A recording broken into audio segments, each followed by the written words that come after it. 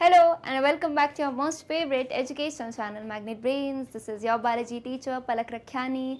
आ गए हैं हम प्रीवियस ईयर क्वेश्चन लेवल 2 का. कौन सा ईयर? 2018 2018 में जैसे क्वेश्चन पूछे गए थे बायोलॉजी सेक्शन में वो हम कवर करेंगे. कैसे कवर करेंगे? तो पहले ही इंस्ट्रक्शन सुन लो, कॉपी पेन लेके बैठो, जो आंसर आता जाए कमेंट करके बताओ and in the end we will check किसके सबसे ज़्यादा आंसर्स करेक्ट होते हैं. Alright, so this is Magnet Brains, जहां आपको मिलता है 100% free of cost education from class K till 12. So let's start. आ जाओ. क्वेश्चन नंबर 1 है on the screen. You will get 4 options. एक आंसर होगा सही, बाकी 3 गलत होंगे. थोड़ा टाइम मैं दूंगी, ज़्यादा नहीं, थोड़ा ही टाइम दूंगी. तब तक जो है कमेंट करके बता देना एंड उसके बाद जो है डोंट वरी, अगर आंसर नहीं आ पाए तो मैं एक्सप्लेन करूंगी. Question number 1. Refer to the given flow chart regarding types of tissues in plants and select the incorrect statement regarding L, M and O. एक important instruction, कहीं भी अगर दिया जाए correct statement incorrect तो थोड़ा highlight कर लेना, क्योंकि क्या होता है फ्लो चार्ट वाला क्वेश्चन, एक तो आधा टाइम तो हम L, M, N, O flow chart ढूंढने में निकाल दें ये क्या है. उसके बाद जब समझ आ जाता है हाँ यार ये मिल गया, अब जल्दी से हम क्या करते हैं आंसर मार्क कर देते हैं सही वाला. बट क्वेश्चन पूछ देता है भैया इनकरेक्ट मार्क करना था, तो वहाँ थोड़ी गाड़ी घूम जाती है. तो कुछ चीज़ें जो आपको लगता है अपने हिसाब से मार्क कर लेना. Now what will I do, आप कैसे आंसर बताओगे? एक बार मैं फ्लो चार्ट पढ़ती हूँ, मैं अभी आंसर नहीं बताऊंगी, ठीक है? आपको आंसर देना है, आपको पता है, आप बताओ. फिर एंड में जो है मैं इसको एक्सप्लेन करूंगी. तो फ्लो चार्ट में क्या दिया है देखो. फ्लो चार्ट में दिया है its cells divide actively and helps in growth. Yes, तो कहा है एल कोई ऐसा टाइप का टिश्यू है जिसके सेल एक्टिवली डिवाइड करते हैं और ग्रोथ में मदद करते हैं. तो एल आइडेंटिफाई कर दिया, ठीक है. अब इधर आ जाओ. नो लिखा है नहीं, ये जो है एक्टिवली डिवाइड नहीं करते हैं. तो नीचे आए it has cells with thin and uniform cell wall. लिखा है ऐसा टिश्यू जिसमें जो है सेल्स बहुत ही पतले होते हैं और यूनिफॉर्म सेल वॉल होता है. लिखा है यस, तो वो होगा एम वाला टिश्यू. कर लिया ना आइडेंटिफाई, ठीक है. अब आ जाओ. लिखा है नो, नहीं थिन नहीं होते हैं इनके, थिन सेल वॉल नहीं है. तो कैसे हैं भाई बताओ. लिखा है it has cells with lignified cell wall, यानी ऐसा सेल वॉल जो लिग्निफाइड हो, लिग्निन प्रेजेंट हो. कहते हैं यस, तो वो होगा एन. तो एन तो आई गेस आइडेंटिफाई कर लिया होगा. And last but not the least लिखा है नो, मतलब लिखा है सेल में लिग्निन भी नहीं है, पतले और यूनिफॉर्म भी नहीं है, तो वो होगा ओ. तो विच मीन्स अभी जो मैंने आपको टाइम दिया है यहाँ पे क्या करना था, एल, एम, एन और ओ को आइडेंटिफाई कर दिया हो तो इधर आ जाओ. ज़रा स्टेटमेंट पढ़ूंगी उतनी देर में. कैसे बताओगे आंसर, जिसको नहीं पता हो, नए नए आए हो तो ऐसे 1 लिखना और जो है ऑप्शन बता देना A, B, C, D. और ऐसे एंड में वेट मत करना कि एंड में बताओगे आंसर, जल्दी जल्दी बताओ. देखो सब कमेंट करने लगेंगे, नहीं तो जो भी ऑप्शन हो जैसा आंसर आए बता दो, फिर लास्ट में तो हम चेक करेंगे.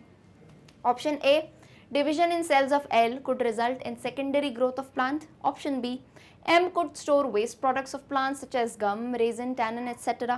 Option C, in young dicotyledonous stems, N could be the chief supporting tissue and its cells are filled with protoplasm. And option D, O could be present at margins of some leaves and resists tearing effect of the wind. Enough time given. बोलो ma'am और time दे दो. तो time is money भैया, इतना time नहीं दे सकती मैं, olympiad का क्वेश्चन है. अब कर लिया होगा सॉल्व, ठीक है. चलो, तो मुझे ना ऐसे खाली खड़े रहना पसंद नहीं आता, मैं क्या करूँ अब. तो सॉल्व कर दिया. चलो अब आ जाते हैं, मैं बता देती हूँ, जिसने नहीं किया तो कोई बात नहीं, गाड़ी रुक जाओ अपनी यहीं पे. इधर आ जाओ एक्सप्लेनेशन पे. क्या है, किसके बारे में दिया है. देखो पहला हिंट तो क्वेश्चन ही दे देता है, टिश्यूज एंड प्लांट्स. यानी हम जो टाइम मशीन लेके घूमते हैं यहाँ पे ना, हम एक टाइम मशीन लेके घूमते हैं. तो जो चैप्टर हमने जब पढ़ा था तो वहाँ पे अपनी टाइम मशीन लेके जाते हैं और स्टॉप कर देते हैं. तो क्वेश्चन में दिया गया है प्लांट टिश्यूज, क्लियरली लिखा है. तो विच मीन्स हमारा टाइम मशीन जाएगा टिश्यूज वाले चैप्टर में एंड वहाँ पे जब हमने प्लांट टिश्यू पढ़े. Is it very clear. तो प्लांट टिश्यूज में भी हमने देखे थे मेनली 2 टाइप के प्लांट टिश्यूज. किस बेसिस पे, उनकी सेल्स की बेसिस पे. अगर सेल डिवाइड कर पाएँ, यानी सेल्स में एबिलिटी हो डिवीजन की, तो वो सेल्स कौन से होंगे, वो टिश्यूज कौन से होंगे, मेरिस्टेमेटिक टिश्यू. याद आ गया बिल्कुल, मेरिस्टेमेटिक टिश्यू. और जो सेल्स रिटायरमेंट ले चुके हैं, कहते हैं नहीं भाई अब हमसे नहीं हो पाएगा डिवीजन, तो वो आ जाते हैं परमानेंट टिश्यू के अंदर. I hope this is very clear. ये कहानी क्लियर हुई. तो मेरिस्टेमेटिक में जो डिवाइड करते हैं उनमें भी हमने देखे थे कैसे तीन टाइप के सेल्स, तीन टाइप के सेल क्यों बोल रही हूँ मैं भाई, टिश्यू है, तीन टाइप के टिश्यू है, मेरिस्टम है। कौन से वाले? तो एक था एपिकल मेरिस्टम, एक था इंटरकैलरी मेरिस्टम, और एक था आखिरी वाला लैटरल मेरिस्टम। तो ये मत सोचना कि मुझे बार बार जो है टेबल बनाने में मज़ा आता है। अरे भैया मेहनत लगती है। मेरा पर्पस क्या है कि अगेन एंड अगेन जितनी बार मौका मिले रिवाइज कर लो, इतना रिवाइज कर लो कि कहीं नहीं भूलो। नॉट ओनली फॉर ओलंपियाड, आपको जहाँ भी ये इन्फॉर्मेशन आएगी इवन हायर क्लासेस में जानी ही नहीं चाहिए। टेबुलर फॉर्म में सबसे अच्छे से चीज़ें याद रहती है। तो प्लांट टिश्यू में मेरिस्टेमेटिक में तीन कौन से देखे? Apical, intercalary, lateral meristem. काम क्या क्या है वो भी सुन लो। एपिकल मेरिस्टम जो होते हैं एपिक्स में प्रेजेंट रहते हैं। कहाँ? एपिक्स। एपिक्स यानी कोने जो होते हैं सबसे एंड, यानी ये मान लो एक प्लांट है, इसका ये स्टेम है इसके एपिक्स में ऊपर, और ये इसका रूट है इसके एपिक्स में। मतलब ये जो है प्लांट की लेंथ बढ़ाएंगे, हाइट बढ़ाएंगे, ऊपर से भी और नीचे से भी। Apical meristem. वैसे इंटरकैलरी मेरिस्टम लीफ के जो है आपको बेस पे मिलेंगे, लीफ के बेस पे नोड्स पे आपको मिलेंगे। इंटरकैलरी यानी इंटरनोड की ये हाइट बढ़ाते हैं, इंटरनोड। एंड आ जाता है लेटरल, मतलब मोटापा। मोटापा यानी जो प्लांट का गर्थ होता है विथ ऐसे बढ़ाते हैं। तो ऐसे जो देखते नहीं वो प्लांट ऐसे फूल जाता है, तो वो लैटरल मेरिस्टम प्रेजेंट होता है वहाँ पे। Is it clear? Meristematic tissue में ये तीनों याद हो गए, रिकॉल हो गए। अब आ जाओ परमानेंट पे। परमानेंट की कहानी भी काफ़ी इंपॉर्टेंट है। परमानेंट दो टाइप के देखे हैं। कौन से दो टाइप के? एक है सिंपल और एक है कॉम्प्लेक्स। तो किस बात पे इसका नाम सिंपल रखा है? अरे सिंपल मतलब क्या? उसको जिसको ज़्यादा शौक वॉक नहीं है चीज़ों का, बहुत ही सिंपल एक सी चीज़ें चलेंगी। तो सिंपल टिश्यू का कहानी वही है। सिंपल टिश्यू यानी इनके जो सारे सेल्स होते हैं एक ही टाइप के। एक टिश्यू है उसके सभी सेल्स एक जैसे, मतलब गोल है तो गोल होंगे, हेक्सागन है तो सभी हेक्सागन होंगे। तो सिंपल टिश्यू में इसी कहानी में हमने देखे हैं तीन टाइप के simple tissues, simple, permanent tissue. अब वो कौन से हैं तो उनके नाम सुन लो ज़रा। एक है पैरेनकाइमा, एक है पैरेनकाइमा, एक है कॉलिनकाइमा, और आखिरी है, तो मैम खाकरा याद आ गया आपको, आखिरी that is last sclerenchyma. Okay, क्या हो गए ये हो गए simple permanent tissue, parenchyma, collenchyma, sclerenchyma. और कॉम्प्लेक्स में भी हमने दो देखे थे। कॉम्प्लेक्स में दो कौन से आते हैं? अब कॉम्प्लेक्स हुए तो मतलब क्या हुआ कि इनकी जो है सेल्स अलग अलग टाइप की है। तो याद करिए जाइलम और फ्लोएम में चार अलग अलग टाइप के सेल्स देखे थे ना। जाइलम, पैरेनकाइमा हो गया, ट्रैकिड्स हो गए, वेसल्स हो गए, फ्लोएम फाइबर्स, अलग अलग सब हो गए, इजंट इट। तो ये क्या बनाया मैंने, ये इतनी कहानी क्यों बताई? ताकि जो है आपको पीछे जो दिया गया था उसे पहचान पाओ। अब यहाँ पे इन तीनों के फंक्शंस देख लिए मेरिस्टेमेटिक के, तो जरा इधर आ जाओ। Parenchyma, collenchyma, sclerenchyma. पैरेनकाइमा का मेन फंक्शन होता है स्टोरेज, मेन फंक्शन होता है स्टोरेज। इनके सेल वॉल अच्छे से सुनिएगा, इनके सेल वॉल पतले होते हैं, थिन होते हैं और बहुत ही इवन होते हैं, एक से होते हैं। पैरेनकाइमा काम क्या है? स्टोरेज। स्टोरेज अब डिपेंड करता है, फूड स्टोर भी करता है, पानी स्टोर भी करता है, कभी कभी वेस्ट भी स्टोर कर लेता है, रेजन टैनेंस, ठीक, ये स्टोरेज काम है। अब इधर आ जाओ कॉलिनकाइमा। कॉलिनकाइमा में क्या डिफरेंस है? कॉलिनकाइमा जो है इसकी सेल वॉल, हाँ वैसे जैसे पैरेनकाइमा का सेल्यूलोज से बना है, इसका सेल्यूलोज और पेक्टिन से बना है, सेल्यूलोज और पेक्टिन से बना है। और इसका मेन काम क्या होता है? फ्लेक्सिबिलिटी प्रोवाइड करना। जैसे योगा करने से फ्लेक्सिबिलिटी आती है, वैसे ही कॉलिनकाइमा जहाँ हो उस प्लांट को फ्लेक्सिबिलिटी मिलती है। फ्लेक्सिबिलिटी बोलो मैम प्लांट को डांस तो नहीं करना है, अरे करना है ना। जब हवा चलती है देखते नहीं हो प्लांट डांस करते हैं, तो अगर अच्छे से डांस नहीं कर पाए तो नीचे गिर जाएंगे। तो कॉलिनकाइमा प्रेजेंट रहता है फ्लेक्सिबिलिटी, ऐसे अगर विंड मूवमेंट आए तो उसमें स्ट्रेचिंग में मदद करता है। लास्ट आ जाओ स्क्लेरेनकाइमा। ये जो सेल्स है मेच्योरिटी पे डेड हो जाते हैं, मरे हुए, जो मर जाएगा उसका क्या करेंगे? वो सिर्फ स्ट्रेंथ प्रोवाइड करता है, यानी सीड्स वगैरह में स्ट्रेंथ प्रोवाइड करता है। एंड इनके सेल वॉल का इंपॉर्टेंट फीचर है लिग्निन प्रेजेंट रहता है। क्या प्रेजेंट रहता है? लिग्निन, यानी lignified cell wall. Is it very clear? Xylem and phloem complex वाले हैं, उनकी कहानी तो हमें ध्यान ही है। अब क्योंकि इस क्वेश्चन में ना यहीं तक कहानी थी इसलिए मैं यहाँ तक बताती हूँ। आ जाओ कहाँ पे, पहला वाला पॉइंट देखो, चलो यहाँ लिख देती हूँ, LMNO। L क्या है? Its cells divide actively and helps in growth. यानी जवान वाले सेल्स, यंग सेल्स अभी तक जो डिवाइड कर सकते हैं तो वो कौन थे? टिश्यूज किस में डाले थे? मेरिस्टेमेटिक। अब इन तीनों में से कोई भी आ सकते हैं भाई, आप तीनों नाम नहीं लिखूंगी, ये पीछे तभी मैं काम कर देती हूँ आसान, ये मेरिस्टेमेटिक है, अब हो सकता है पॉइंट्स में इन तीनों की कहानी हो। Okay, so I can write meristematic. M पे आ जाओ, अब लिखा है नहीं, मतलब रिटायर्ड वाले सेल्स हो गए। परमानेंट टिश्यू पे आ जाओ, it has cells with thin and uniform cell wall, तो क्लियरली बताया पैरेन्काइम में यूनिफॉर्म रहती हैं सेल्स, थिकनिंग जो है यूनिफॉर्म रहती है, बहुत ही पतली रहती है, थिन सेल वॉल। तो एम क्या हो जाएगा, ऑब्वियसली मैम पैरेन्काइमा। अब तो मत ही बताइए, अब समझ गए, ठीक है। चलो, तब नहीं समझे, देखो ऐसा नहीं है किसी को पहले आंसर नहीं आया तो डिमोटिवेट हो जाओ, अरे नहीं आ रहा है, अरे समझने के बाद तो आ जाएगा ना, कोई बात नहीं, अभी समझ लो फिर से।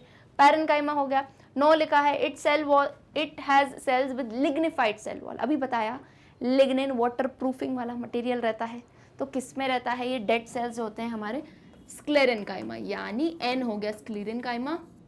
एंड आखिरी क्या है, लिखा है नहीं, अरे कुछ भी नहीं होगा तो क्या होगा, कॉलनकाइमा, ठीक है, कि पतले भी नहीं है सेल, लिग्निन भी नहीं है, तो कौन बचता है, collenchyma, L M and N O. और जिसने यही आइडेंटिफाई किया, तालियां बजा लो अपने ना, पैट योर बैक, ऐसे ऐसे शाबाशी दे दो खुद को, वेरी गुड। अब इसी के बेस पे कहानी खत्म नहीं हुई है, सब्र करिए, रुको जरा, सब्र करो।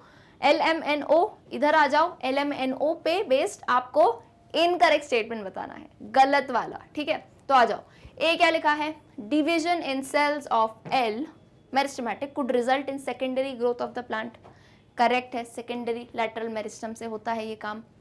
अब आ जाओ बी पे, एम कुड, क्या लिखा है, M could store waste products, M कौन है, parenchyma, could store waste products of plants such as gum, resin, tannins etcetera. M parenchyma का काम है स्टोरेज, मेन काम, एक नाम याद रख लो, स्टोरेज। अब स्टोरेज में लगाते जाओ फूड, वाटर, वेस्ट, ठीक है, तो दिस इज ऑल्सो करेक्ट।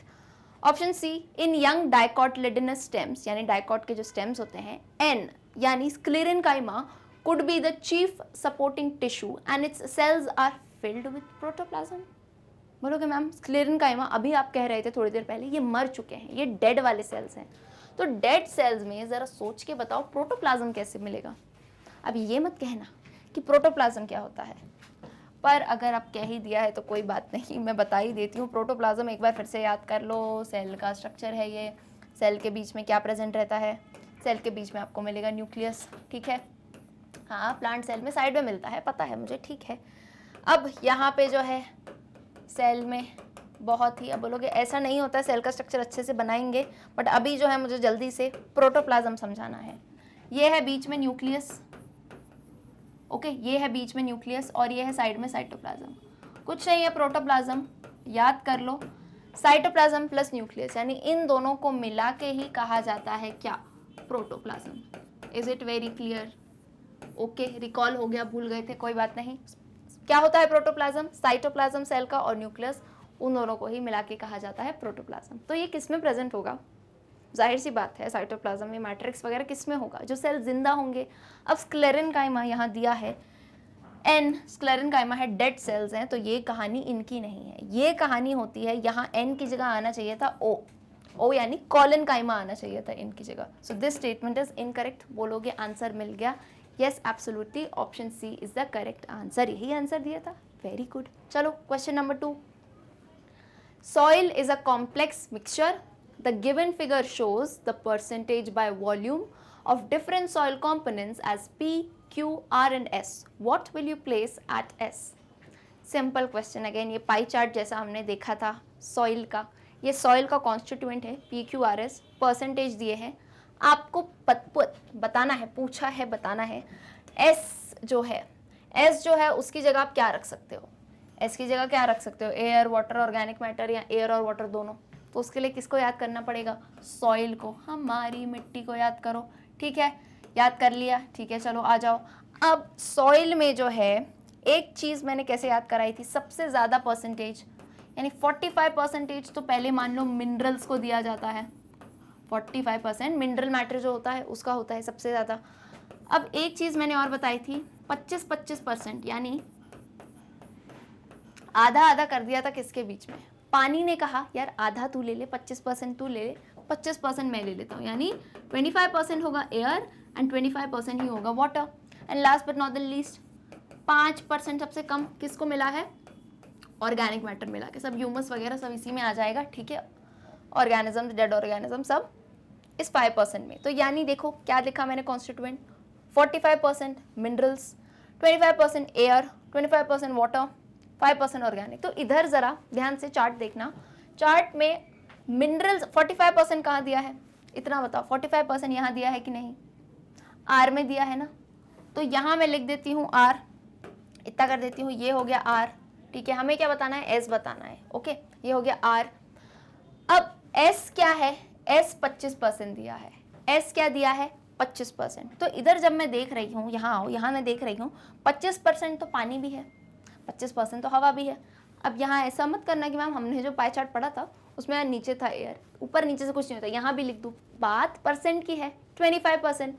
तो इतना मैं कह सकती हूँ, इंग्लिश समझो थोड़ी सी, ये या तो पानी हो सकता है, ये या तो पानी हो सकता है या तो हवा हो सकती है। S could be either air, S could be either air or water, either air or water. Is it clear और नॉट? तो यानी कि एस क्या हो सकता है, या तो एयर हो सकता है या तो पानी। तो ऑप्शंस में देखो, ऑप्शन ए है एयर, बी है वाटर, इन दोनों में से प्लीज ऐसे बोलोगे मैम दोनों कैसे मार्क करें, तो ऑप्शन डी देखो, ऑप्शन डी में it's clearly written either air or water. समझदार मत बनना, जल्दी से पहला एयर दिख गया मार्क करके आ गए, अरे 25% तो वाटर भी था। तो ईदर एयर, या तो एयर हो सकता है या तो पानी, विच means option D over here is the correct answer. यही मार्क किया हो तो वेरी गुड। अच्छा, टिक करते जाना है ना जो आंसर आप सही मार्क कर रहे हो, क्योंकि लास्ट में बताना है कितने सही गए। आ जाइए क्वेश्चन नंबर 3 पे।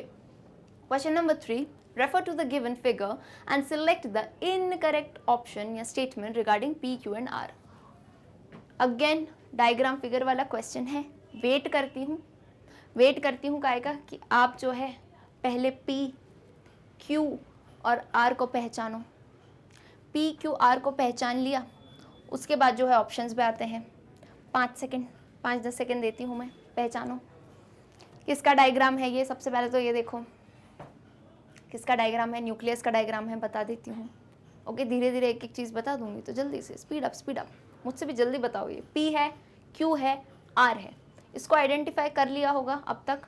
ओके, तो इनके बेस पे आपको बताना है गलत ऑप्शन क्या है। तो एक बार ऑप्शन पढ़ देती हूँ। ए, P could be an agranular membrane bound structure which is rich in DNA and proteins. Option B, Q could occur in dividing nucleus and is made up of RNA and proteins. Option C, R could be a clear fluid material that stains mainly with basic dyes. And option D, all of these.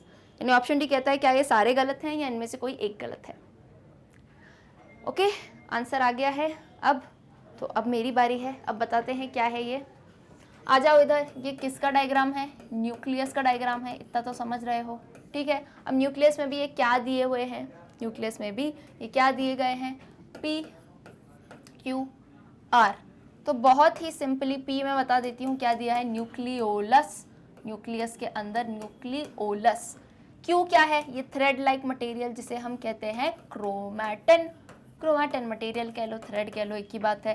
And last but not the least R matrix में, ऐसे खुले matrix में है, तो ये क्या है, matrix of the nucleus that is nucleoplasm. यही आइडेंटिफाई किया था और नहीं किया था तो कोई बात नहीं, यहाँ देखो P, Q एंड R। अब इनके बेस पे you need to tell the incorrect option. Option A, P कह रहे हैं nucleolus could be an agranular membrane bound structure which is rich in DNA and protein. सबसे पहले तो इसको गलत मार्क कर दो, मेम्ब्रेन बाउंड स्ट्रक्चर नहीं रहता है न्यूक्लियोलस। Is it clear? तो पहला स्टेटमेंट तो इनकरेक्ट हो गया। अब यहाँ पे कभी जल्दबाजी मत करना कि आपको मिल गया and you are moving on, read all the options and then हो सकता है कि और भी कोई ऑप्शन इनकरेक्ट हो। ऑप्शन बी, Q यानी chromatin could occur in dividing nucleus and is made up of RNA and proteins, it is made up of DNA and proteins. ये गलत स्टेटमेंट हो गया। तो देखो दो मिल गए ना गलत। सी देख लेते हैं, R क्या है, nucleoplasm could be a clear fluid material that stains mainly with basic dyes. नहीं, बेसिक डाइज से स्टेन नहीं करता है, यानी option D, all of this, तीनों ही स्टेटमेंट इन्होंने गलत दे दिए गए हैं। Option D is the answer. Was it your answer? Let me know in the comment section. Let's come to question number 4। Again diagram वाला क्वेश्चन, मतलब अब लग रहा है बेटा डायग्राम पहले नहीं किए तो यहाँ तो याद कर ही लोगे। क्वेश्चन नंबर 4, जल्दी से करो आइडेंटिफाई, ठीक है, जब तक क्वेश्चन पढ़ रही हूँ। Identify X and Y from the given figures and select the correct statement regarding them. आपको दिए गए हैं यहाँ पे एक्स किसी का स्ट्रक्चर है, वाई किसी का स्ट्रक्चर है, इन्हें आइडेंटिफाई करो और यहाँ पे स्टेटमेंट है करेक्ट। इधर तो सही वाला ही बताना है, you need to tell the correct statement. ठीक, तो टाइम देते हैं, देख लो बेहतरीन तरीके से। एक्स को आइडेंटिफाई करो, वाई को आइडेंटिफाई करो। वाई में दिख रहा है सितारे बने हैं गोल गोल, कोई सिस्टम है ये? कितना अच्छे से मैं ना सब बता दे रही हूँ बिल्कुल। चलो, एक्स बताना है, वाई बताना है, करेक्ट स्टेटमेंट बताना है। X and Y I hope अभी आइडेंटिफाई कर लिया। ओके, अब मैं स्टेटमेंट पढ़ती हूँ, करेक्ट वाला बता दो। Option A, matrix of x is composed of both organic and inorganic materials whereas that of y is entirely organic in nature. Option B, X occurs in the walls of trachea whereas Y serves as a storage site of calcium and phosphate. Option C, endoskeleton of hippocampus is made up of X whereas in stingray is made up of Y. Option D, growth of both X and Y is unidirectional. Clear है? बहुत ही आसान सा question था and hopefully answer आ गया होगा। तो अब मेरी बारी है, मुझे सॉल्व करने दो। ये फर्स्ट ऑफ ऑल ये जो आपको दिख रहे हैं ये स्ट्रक्चर, ये कैसा सेक्शन है?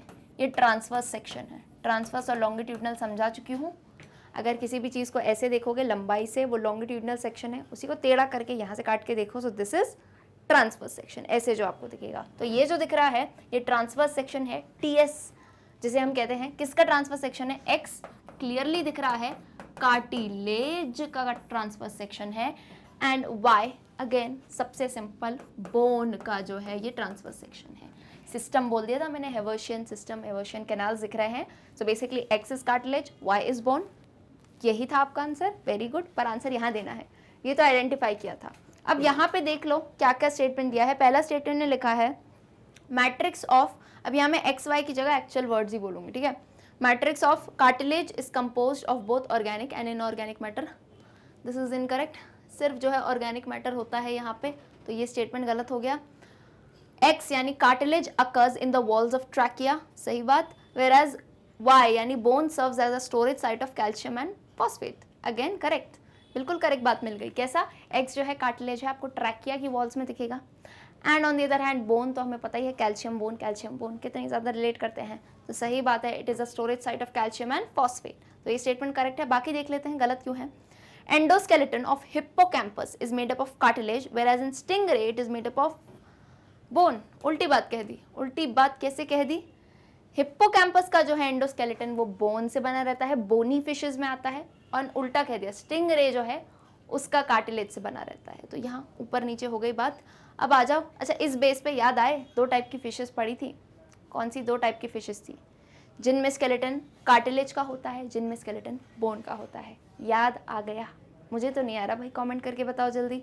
ऑप्शन डी, तो ये तो गलत हो गया, इतना समझे। Option D, both growth of both X and Y is unidirectional. नहीं, दोनों की यूनिडायरेक्शनल नहीं होती है। बोन की ग्रोथ जो है बाई डायरेक्शनल होती है, ठीक है। यानी ऑप्शन क्या मिल गया है? Option B is the correct answer. Alright, let's move to question number 5. Read the given statements and select the option that correctly fills the blanks in any of any two of them. क्या है? चार आपको statement दिए हैं, इनमें से कोई भी दो जो यहाँ पे करेक्टली फिल होते हैं ज़रा वो बता दो, ठीक है। तो स्टेटमेंट पढ़ लेते हैं। Statement 1, hybridization between different species of same genus is known as dash hybridization. Statement 2, dash is a well known drought breed of cattle. Statement 3, dash is a popular freshwater fish variety consumed as food. And option number 4, dash is an exotic variety of bee that yields large amount of honey. ठीक है, तो पहला जो है देखते हैं क्या है। यहाँ पे दिया गया है first is interspecific and second is Malvi. देखते हैं, फर्स्ट है डिफरेंट स्पीशीज में जो हाइब्रिडाइजेशन होता है उसे इंटरस्पेसिफिक कहते हैं। याद करिए, इंटरवेराइटल, इंटरस्पेसिफिक, इंटरजेनेरिक। तो यहाँ स्पीशीज, अलग अलग स्पीशीज में जब हो जाए hybridization we call it as interspecific hybridization. तो ऑप्शन 1 में तो यही दिया गया है। अब 2 एक बार देख लेते हैं क्या है, मालवी है कि नहीं। Dash is a well known drought breed of cattle. Malvi is a well known drought breed of cattle. Yes, absolutely correct. Drought breeds क्या होती हैं? वो जिन्हें मिल्क प्रोडक्शन के काम के लिए नहीं, लेकिन ट्रांसपोर्टेशन जो कहते हैं ना, मजदूरी करते हैं, प्लकिंग करवाना, पुलिंग करवाना, वो वाली कैटल जो होती है दैट इज ड्रॉट ब्रीड। और मालवी एक बहुत ही अच्छी जो है ड्रॉट ब्रीड कहलाई जाती है। मतलब इतना सिंपली हमें ऑप्शन ए मिल चुका है correct answer. Question number 6, read the given paragraph where few words have been italicized. Make necessary changes. wherever necessary and select the incorrect option. ये वाले क्वेश्चंस आपको काफ़ी देखने को मिल रहे हैं लेवल 2 में. क्या है इन क्वेश्चंस में देखो, बहुत ही सिंपल कहानी है, बस आपको ना कॉन्सेप्ट क्लियर होने चाहिए. एंड जब भी आप रीड करो ना तो कोशिश करो कि धीरे धीरे रीड करो, जल्दबाजी में नहीं. जल्दबाजी में करोगे तो ऐसा लगेगा जो लिखा है हाँ बढ़िया लिखा है, बट क्या करते हैं कुछ कुछ छोटे छोटे वर्ड्स में ये ऊपर नीचे कर देते हैं. तो ये पैराग्राफ है, कहानी है, इसमें कुछ वर्ड इटैलिसाइज यानी आपको जो दिख रहे हैं हाईलाइटेड हैं, इन्हीं पे page they have given these 4 options. ये 4 ऑप्शन दिए हैं, आपको बताना है कि इनमें से कौन से ऑप्शन में गलत बात कही है, इनकरेक्ट, इनसे रिगार्डिंग. ऑलराइट, सो पहले क्या करते हैं, जैसा पैराग्राफ है उसको वैसे का वैसा अपन रीड कर देते हैं पूरा, ठीक है, वैसा का वैसा रीड कर देते हैं. नेक्स्ट देखते हैं. There are 4 main concentric layers of atmosphere that differ in density, temperature and composition. The lowest layer, troposphere, is rich in moisture and the upper part of this layer is the reservoir of life-supporting gases. Stratosphere has ozone shield that protects us from harmful UV radiations, and here temperature changes immensely with height. In mesosphere, temperature first decreases and then increases with height. Last is thermosphere where temperature increases with height. ठीक है, इतना काम था, पहले आराम से आपने पढ़ लिया ऐसे, ठीक है, काफ़ी आराम से ही पढ़ा है मैंने. वैसे देख लो, यहाँ आपको पढ़ना है, आप एक बार रीड मारो इसको, ठीक. इसके बाद क्या करना है, इसके बाद ज़रा आ जाओ इन स्टेटमेंट पे. इन स्टेटमेंट पे आओ. स्टेटमेंट में क्या लिखा है बताओ. स्टेटमेंट ए कहता है density should not be replaced as it is correctly mention. क्या लिखा है स्टेटमेंट ए में, density should not be replaced as it is correctly mention. देख लेते हैं. There are 4 main concentric layers of atmosphere that differ in density, temperature and composition. तो आपको किसको याद करना है, लेयर्स को. किसकी लेयर्स, एटमॉस्फेयर की लेयर्स को याद रख लेना. क्या है होता है इन लेयर्स में, इन लेयर्स में हम देखते हैं नीचे से ऊपर ऊपर ऊपर जा रहे हैं, तो किसमें डिफरेंस आ रहा है, डेंसिटी में, टेम्परेचर में, कॉम्पोजिशन में. तो सही तो बात है, डेंसिटी सही जगह प्लेस्ड है और ये बात भी सही कही गई है, तो इसको यहीं रहने दो क्योंकि गलत ऑप्शन बताना है. ऑप्शन बी पे आओ. ऑप्शन बी कहता है upper should be replaced by lower. पीछे जो अपर लिखा है उसको ज़रा लोअर से है आप रिप्लेस करो. तो ज़रा देखते हैं. The lowest layer, troposphere, is rich in moisture and the upper part of this layer is the reservoir of life supporting gases. तो थोड़ा मैंने याद किया ट्रोपोस्फेयर के बारे में. अरे सही तो बात है, ट्रोपोस्फेयर का जो अपर पार्ट है उसमें क्या होती है, लाइफ सपोर्टिंग गैसेस. ये सब जो हमारी गैसेस होती हैं, ऑक्सीजन, नाइट्रोजन, ये सब वहीं प्रेजेंट रहती हैं. तो बोला ये बात तो जो है बिल्कुल सही है. क्या कहा है, upper should be replace by lower. Sorry, upper मतलब हाँ यहाँ पे लोअर लिखना चाहिए, ये कहना चाह रहे हैं ना, ये बात सही है. जो लोअर लेयर है ट्रोपोस्फेयर की, 2 चीज़ें बोलो मैम एक साथ कह दी. क्या कहना चाह रहे हैं, ट्रोपोस्फेयर की जो लोअर लेयर है, सही बात है, लोअर लेयर में जो प्रेजेंट रहती हैं क्या, हमारी लाइफ सपोर्टिंग गैसेज, यही ऑक्सीजन, नाइट्रोजन, CO2, ये सब. ठीक है, तो बिल्कुल सही बात कही है कि हाँ अपर को आप लोअर से रिप्लेस कर दो. ऑप्शन सी देखते हैं. Immensely should not be changed as it is correctly mention. Immensely कहाँ लिखा है, यहाँ लिखा है, तो लाइन पढ़ लेते हैं. Stratosphere has ozone shield that protects us from harmful UV radiations and here temperature changes immensely with height. Immensely, अब इसमें इंग्लिश की बात है थोड़ी. Immensely with height, immensely का मतलब समझते हो, एकदम से. Immensely, एकदम से, यानी कि जो स्ट्रेटोस्फेयर में ओजोन शील्ड है हमें प्रोटेक्ट करती है, यहाँ से टेम्परेचर जो है हाइट के साथ बहुत ही तेज़ी से बदलता है. तो ऐसा बिल्कुल भी नहीं है. ज़रा लेयर्स ऑफ एटमॉस्फेयर देख लेना, इसकी जगह इमेंसली नहीं होता और ग्रेजुअली होता. ग्रेजुअली यानी धीरे धीरे जो है, ग्रेजुअली एक पेस पे जैसे नीचे से ऊपर जा रहे हैं, ग्रेजुअली बढ़ रहा है, ना कि इमेंसली. और यहाँ ये लिख रहे हैं कि इमेंसली तो सही है, उसको मत छेड़ो. अरे इमेंसली गलत है, एकदम से नहीं बढ़ता है, ग्रेजुअली बढ़ता है. यानी हमें मिल चुका है हमारा incorrect statement, statement C. Everyone got it, समझ आया क्या किया हमने. Alright, so statement C, option C is the correct answer. Question number 7. Select the incorrect statements regarding the organelles shown in the figure X and Y. Again figures वाला question है, diagram वाला question है. Time दूंगी, इसको कर लेना क्योंकि ये आई थिंक अच्छा बोलोगे फिर मैम आधा क्वेश्चन तो दूसरे पेज पे क्या करें. तो देखो यहाँ पे आपको कुछ फंक्शंस दिए इनसे related. What you have to do, you simply have to tell कि कौन से जो हैं इनके फीचर्स हैं. ओके, नहीं है एक्चुअली, इनकरेक्ट है. ये देखो यहाँ पे स्टेटमेंट में दिया है, इनकरेक्ट स्टेटमेंट आपको बताना है. तो यहाँ पे पढ़ लो और लिख के भेज दो क्वेश्चन नंबर 7 करके, और जो जो स्टेटमेंट लगता है लिख दो। ऑप्शन ए बी सी नहीं लिखोगे तो भी चलेगा, I want the answer. Alright, so select the incorrect statement regarding the organelles shown in the given figures X and Y. थोड़ा टाइम दे रही हूँ, एक्स को आइडेंटिफाई करो, वाई को आइडेंटिफाई करो सबसे पहले, ठीक है। ये स्टेप करोगे, उसके बाद कहाँ आओगे, उसके बाद आओगे यहाँ पे ऑप्शंस पे। ये स्टेटमेंट दिए गए हैं। स्टेटमेंट 1 पढ़ती हूँ, X could function as the centre around which yolk is deposited in oocytes। Statement 2, Y could provide surface for synthesis of steroid hormones. Statement 3, X plays an important role during metamorphosis in frog. 4, both X and Y are single membrane bound organelles and are absent in prokaryotic cells. And last statement, proteins synthesized at X are glycosylated at Y. बहुत time दे दिया भैया, time हो गया इतना, आ जाओ अब इधर। कहाँ पे X क्या है? X is Golgi, X Golgi body है, और Y क्या दिख रहा है क्लियरली, ये है हमारा RER। RER यानी क्या? Rough endoplasmic reticulum. दिख नहीं रहा, रफ है, राइबोसोम्स प्रेजेंट हैं, ठीक है। तो X हो गया गोल्जी, Y हो गया RER। अब सिंपली इनसे रिलेटेड स्टेटमेंट हम यूँ सॉल्व कर लेंगे। देखो स्टेटमेंट 1 क्या है, X जो है Golgi body can function as the centre around which yolk is deposited in oocytes, correct. Statement 2, Y यानी rough endoplasmic reticulum could provide surface for synthesis of steroid hormones. नहीं, steroid hormones का काम यहाँ से नहीं है, ये काम SER करता है, RER नहीं, यानी स्मूथ एंडोप्लाज्मिक रेटिकुलम, तो ये गलत है। स्टेटमेंट 3, X यानी Golgi plays an important role during metamorphosis in frog.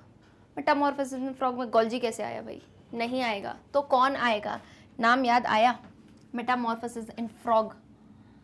Metamorphosis पहली बात तो क्या होता है जल्दी से रिकॉल कर लो, है ना, एकदम मत बोलना कि नई कहानी है। मेटामॉर्फोसिस सिंपली हमने देखा है जो ऑर्गेनिज्म लार्वा से अडल्ट में बदलते हैं। क्या बोला? जो ऑर्गेनिजम्स लार्वा से अडल्ट में बदलते हैं, तो वो क्या कहते हैं कि देखो लार्वा हर बार जो है फीचर्स हैं, हमें बड़े होके ये फीचर्स नहीं चाहिए। मतलब कोई कहता है मुझे बड़े होके पूंछ नहीं चाहिए, मुझे बड़े होके बाल नहीं चाहिए, तो क्या होता है उस प्रोसेस को ही लार्वा से अडल्ट को कन्वर्ट करने में मेटामॉर्फोसिस कहते हैं। और इसी में जो है कुछ कुछ चीज़ें ये छोड़ते हैं, हटाते हैं। तो अब उनको हटाने में मदद कौन करेगा? एग्जाम्पल हमने जैसे फ्रॉग का ले लिया। फ्रॉग के क्या लार्वा होता है, तो लार्वा में लार्वल टेल प्रेजेंट रहती है, पूंछ प्रेजेंट रहती है, ठीक है। तो अडल्ट में वो कहता है कि मुझे तो पूंछ नहीं चाहिए, क्या कहता है, मुझे तो टेल नहीं चाहिए, हटा दो प्लीज़। तो ये हटाने प्लीज़ वाला काम कौन करता है? कहता है चलो ठीक है, लाइजोसोम, हमारे सोसाइटल बैग, इनका काम ही है खाना पीना। तो लाइजोसोम क्या करते हैं, इसके कुछ फीचर्स मेटामॉर्फोसिस से, फॉर इंस्टेंस कुछ भी हो सकते हैं, कहीं टेल हो सकता है, कहीं हेयर हो सकते हैं, उन्हें जो है ये खा लेता है, डाइजेस्ट कर लेता है, और जो है तभी मेटामॉर्फोसिस करके जो है ऑर्गेनिज्म अडल्ट में बदलता है। तो इसमें किसने मदद की? लाइजोसोम ने। यहाँ लिख रहे हैं गोल्जी ने मदद की, अरे गोल्जी का तो कोई काम ही नहीं है, वो काम नहीं है, वो सिर्फ देख रहा है कि ये हो रहा है। ऑलराइट, सो आ जाओ, ये 2 स्टेटमेंट गलत मिल गए। Statement 4, both X and Y यानी गोल्जी और RER दोनों सिंगल मेम्ब्रेन बाउंड हैं, बिल्कुल सही बात, एक ही मेम्ब्रेन से बाउंड है। And absent in prokaryotic cells, prokaryotic पी के सेल्स, वही प्रिमिटिव वाले, उनमें नहीं मिलते हैं आपको ये दोनों, तो सही बात कही है। लास्ट आ जाओ 5th पे, प्रोटीन सिंथेसाइज्ड एट X यानी protein synthesized at Golgi are glycosylated at RER। बोलो प्रोटीन सिंथेसिस का तो आप कुछ भी कर लो, है ना, दुनिया इधर की उधर हो जाए, हम नहीं भूलेंगे, प्रोटीन सिंथेसिस का काम RER पे होता है, रफ एंडोप्लाज्मिक रेटिकुलम। क्यों? क्योंकि इनको जिस वजह से रफ कहा है ना, ये राइबोसोम्स, इन्हीं का मेन काम है प्रोटीन को सिंथेसाइज करना। यहाँ प्रोटीन सिंथेसाइज हुए और फिर वो आते हैं गोल्जी के पास पैकिंग और मॉडिफिकेशन के लिए। तो यानी लास्ट स्टेटमेंट समझ गए, लास्ट स्टेटमेंट क्या है? इनकरेक्ट। तो हमें क्या बताना है? Incorrect statement. कितने इनकरेक्ट हो गए? स्टेटमेंट 1, ओ सॉरी स्टेटमेंट 1 तो सही है, statement 2, statement 3 and statement 5। Statement 2, 3, 5 अगले पेज तक याद रखना क्या है। स्टेटमेंट 2, 3 और 5 कहाँ दिया है? ऑप्शन बी में, 2, 3 एंड 5 ओनली। यही अगर आपका आंसर था तो थम्स अप। चलो आ जाओ क्वेश्चन नंबर 8, टेबल वाला क्वेश्चन है। क्या है क्वेश्चन में? Identify X, Y and Z in the given table and select the correct option. यानी कुछ ना कुछ दिए हैं फीचर्स, X, Y, Z दे दिए गुमनाम, लेकिन हमारा काम है इन्हें आइडेंटिफाई करना। आइडेंटिफाई कर लोगे तो उसके बाद जो है ज़रा यहाँ आ जाना और करेक्ट स्टेटमेंट बता देना। तो यहाँ पे बहुत इजी क्वेश्चन है और मैं बिल्कुल उम्मीद करती हूँ इसका आंसर मुझे दे दोगे। तो मैं चलो इसमें बिल्कुल टाइम दूंगी, ठीक है। आपको इसमें मैं टाइम दे रही हूँ, मैं सिर्फ रीड कर रही हूँ, तब तक जल्दी से क्या करो, सिर्फ ऐसे लिख के बता दो। क्वेश्चन 8, बोलो question 8 X Y Z, ma'am समझ जाएंगी क्या है, एक्स वाई जेड करके नाम बता दो। ठीक, तब तक मैं टेबल पढ़ती हूँ, क्या करूँ, आ जाओ। डिजीज दिया है मीजल्स, कॉजेटिव एजेंट दिया है एक्स, मोड ऑफ ट्रांसमिशन कैसा है, कैसे ट्रांसमिट होता है, ड्रॉपलेट इन्फेक्शन से। ठीक, दूसरा दिया है डिजीज वाई, डिजीज का नाम नहीं बताया, कॉजेटिव एजेंट बता दिया, Haemophilus influenza, mode of transmission कैसा है, sputum of the patient. Last क्या है, डिजीज डम डम फीवर है ये, पॉजिटिव एजेंट नहीं बताया, बोला जेड है, एंड मोड ऑफ ट्रांसमिशन क्या है, with the bite of sand fly, vector है ये एक। तो बिल्कुल ऐसा लग रहा है कितना इजी इजी कहानी चल रही है भैया, बता दो आंसर एक्स वाई और जेड, बताओ बताओ आंसर बताओ एक्स वाई जेड। हिंट चाहिए, हिंट दे दूँ, चलो हिंट दे देती हूँ, एक्स जो है वायरस है, ठीक है, एक्स कोई टाइप का वायरस है, इतनी बड़ी हिंट दे दी यार, तो मत करो है ना, बताओ तो जल्दी से, एक्स वायरस है। ठीक, अब वाई में मैं क्या ही बताऊँ, सीधे सीधे क्लियरली दिख रहा है किससे कॉज हो रहा है। ऑलराइट, जेड में, चलो जेड में बता देती हूँ, एक टाइप का ये प्रोटोजोन है, और इसका नाम हमने पढ़ा है, ऐसा लगता है कोई सरनेम हो, जैसे सरनेम होता है ना किसी का, ऐसा ही नाम है इसका साइंटिफिक नेम, बिल्कुल। चलो ठीक है, हो गया, इंतज़ार का समय हो गया है। अब मैं बता देती हूँ, मीजल्स किससे कॉज होता है, बोला एक वायरस से कॉज होता है, वायरस का नाम क्या है, रूबियोला वायरस, रूबियोला वायरस से कॉज होता है मीजल्स। नेक्स्ट आ जाओ वाई, हीमोफिलस इन्फ्लुएंजा से कॉज होने वाला disease, that is pneumonia. Pneumonia cause होता है हीमोफिलस इन्फ्लुएंजा से, और कैसा होता है, mode of transmission sputum, patient का जो स्प्यूटम होता है उससे। And last but not the least, अरे डम डम फीवर, डम डम फीवर कौन सा था, डम डम फीवर प्रोटोजोआ से कॉज हो रहा था, इसका दूसरा नाम लीशमेनियासिस। क्यों कहते थे, because it is caused by a protozoan Leishmania donovani. ये कहा तो था, इंसान के नाम जैसा लग रहा है ना, जैसे हम, मेरा सरनेम नहीं आता वैसे नहीं लग रहा, आनी आनी टाइप लग रहा है, तो लीशमेनिया डोनोवनी, इससे क्या होता है, डम डम फीवर होता है। और इसका वेक्टर काफी इंपॉर्टेंट देखा था, सैंड फ्लाई, ये लेके घूमता है इसको। ऑलराइट, तो यही अगर बताया है तो वेल एंड गुड, बहुत अच्छी बात है। अब इसके बेस पे करेक्ट ऑप्शन देख लेते हैं अगले पेज पे। चलो, एक्स कुड बी रूबियोला, ठीक है, whereas Y could be pneumonia, बहुत ही बेहतरीन। मतलब बोलो कि इतना मजा आता है मैम जब ऑप्शन ए में ही मिल जाता है। अच्छा देखो, ये मैचेस में क्या है, मैचेस में यूजुअली अगर पहला दूसरा मिल जाए ना तो वो करेक्ट ही होता है। कब करेक्ट होगा, when you are fully 100% confident about X Y and Z, तभी आप बोल सकते हो कि ये पूरा करेक्ट है ना। इसमें कहीं डाउट हो तो सारे ऑप्शन देन चेक करना। ठीक, इधर हमें पता है वी आर 100% श्योर कि एक्स है रूबियोला, वाई है निमोनिया, तो option A is the correct answer. Clear, let's move on to question number 9. Refer to the given figures showing 4 different types of epithelial tissue P, Q, R and S and select the correct option regarding these. I'll give time because यहाँ पे clearly आपको options दिए गए हैं। 4 tissue है, P, Q, R and S। Simply बता दिया epithelial tissue है। एपिथीलियल टिश्यू को पहचान लो, टाइम वेस्ट मत करना P, Q, R, S लिखने में, जल्दी से ऑप्शन बता दो क्या होगा सही। ठीक है, ऑप्शन बता दो, मैं ऑप्शंस पढ़ लेती हूँ। Option A, P is found in mammary gland ducts and urethra. B, Q is found in organs involved in secretion such as gastric and intestinal glands. R is found in ovaries and sperm producing tubules. And S forms the outermost layer of intestine and gallbladder. ठीक है, कर लो जल्दी से solve कर लो। जल्दी से कैसे बताओगे, क्वेश्चन 9 लिख के, इसमें तो ऑप्शन बता दो सीधे, है ना। P, Q, R, S मत लिख के बताओ, मैं समझ गई आपको आता है, लिख के बता दो A, B, C, D जो भी ऑप्शन है, आंसर बताओ। एपिथीलियल टिश्यू, एपिथीलियल कौन से टिश्यू होते हैं, एनिमल टिश्यू। यहाँ पे टाइम मशीन ज़रा लेके जाओ अपनी। ओके, ले गए, तो आ जाएं अब यहाँ पे, करेक्ट ऑप्शन ही बताना है, सही वाला सेलेक्ट करना। क्लियर है, चलो भाई, अब मैं आ जाती हूँ सॉल्व करने पे।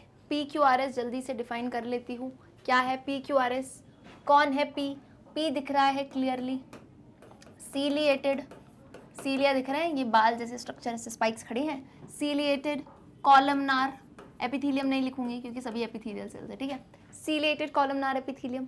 क्यों क्या है, कॉलमनार ही है बट इसमें सीलिया नहीं है बस, तो कॉलमनार एपिथीलियम दिख रहा है ना, कॉलम जैसा, पिलर जैसे स्ट्रक्चर है ये देखो, ऐसे लंबे लंबे पिलर जैसे रेक्टेंगुलर।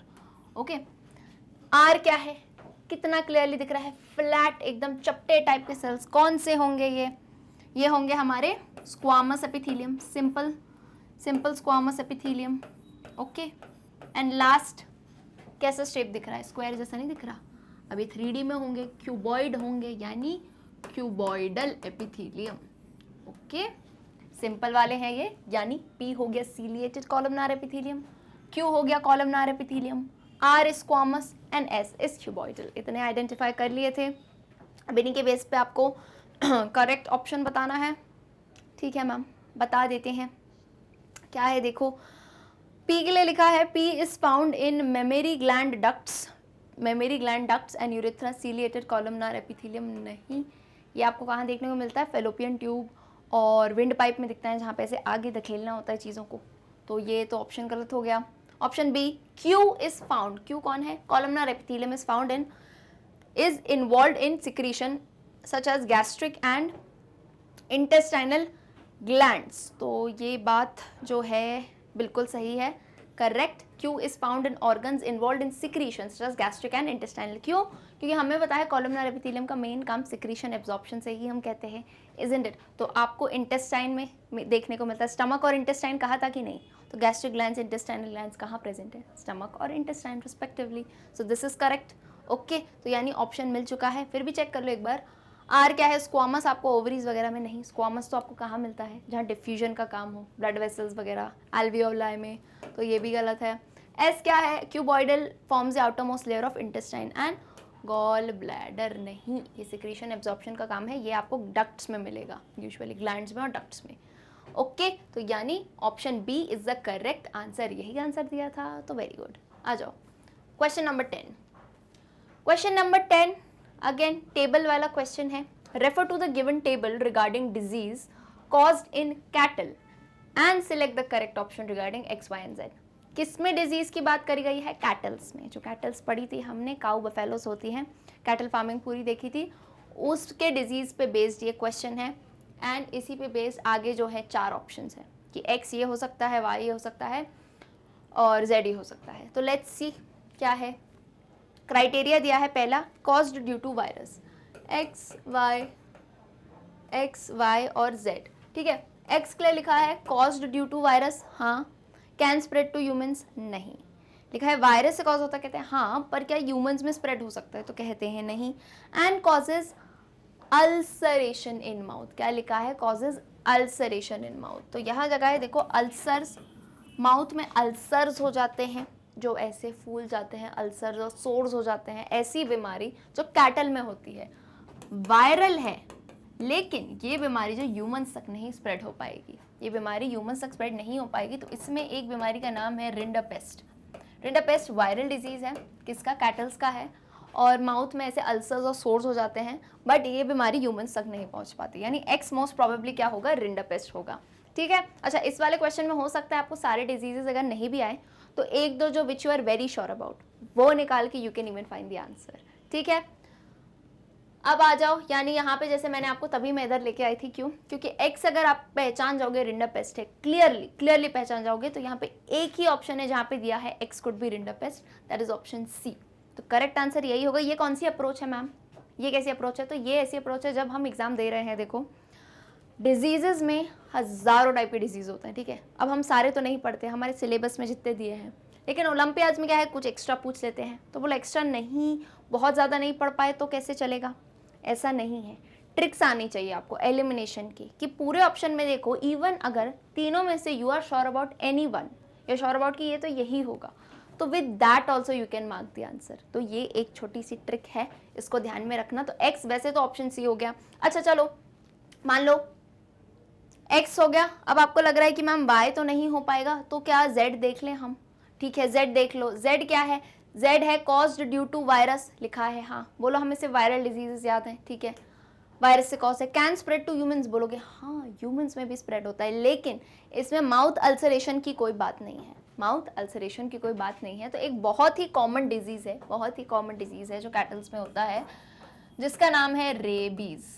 क्या है, रेबीज है। रेबीज बीमारी सुनी होगी, और ये जो है ह्यूमंस में भी स्प्रेड हो जाती है, वायरल डिजीज है, बिल्कुल वायरस से कॉज होता है रेबीज। तो आप देखोगे ऑप्शन सी में आपको ये भी दिया है, जेड कुड बी रेबीज। तो अगर आपको मान लो एक्स नहीं आता हो तो जेड कुड बी रेबीज सिर्फ यहीं दिया हुआ है, देख लो, चेक कर लो, जेड कुड बी रेबीज सिर्फ ऑप्शन सी में दिया है. So in this way also you can find the correct answer. तो ऑप्शन सी हो गया आपका correct answer. Clear enough. Let's move on to next question. Question number 11. Very easy question again. Match column 1 with column 2 and select the correct option from the given codes. Column 1 दिया है, यहाँ मैं देख पा रही हूँ कुछ फीचर्स दिए हैं एनिमल्स के, एंड कॉलम 2 में आपको फाइलम दे दिए हैं. कहाँ जानी है कहानी? एनिमल किंगडम पे लेके जाना, और उसी के अंदर जो हमने फाइलम्स पढ़े हैं. ओके, इन्हीं फाइलम पे बेस आपको बस ये यहाँ पे मार्क करना है. तो नो वरीज, हम पहले पेज पे सॉल्व करते हैं और वहीं से जो है करेक्ट आंसर लेके आते हैं. तो अपन क्या ABCD लिख देते हैं पहले, ABCDE और F तक ही है ना. चलो अब देखते हैं कौन सा फीचर किसका है. चलो कॉलम 1 ए, पोर बियरिंग एनिमल्स. इसमें ज़्यादा टाइम लेने की ज़रूरत नहीं है, बहुत ही ईजी है ये, ठीक है. पोर बियरिंग एनिमल्स कौन से होते हैं? तो पहली बात तो पोर क्या होते हैं? ओपनिंग्स होती हैं, पोरस ओपनिंग्स. तो थोड़ा याद करिए.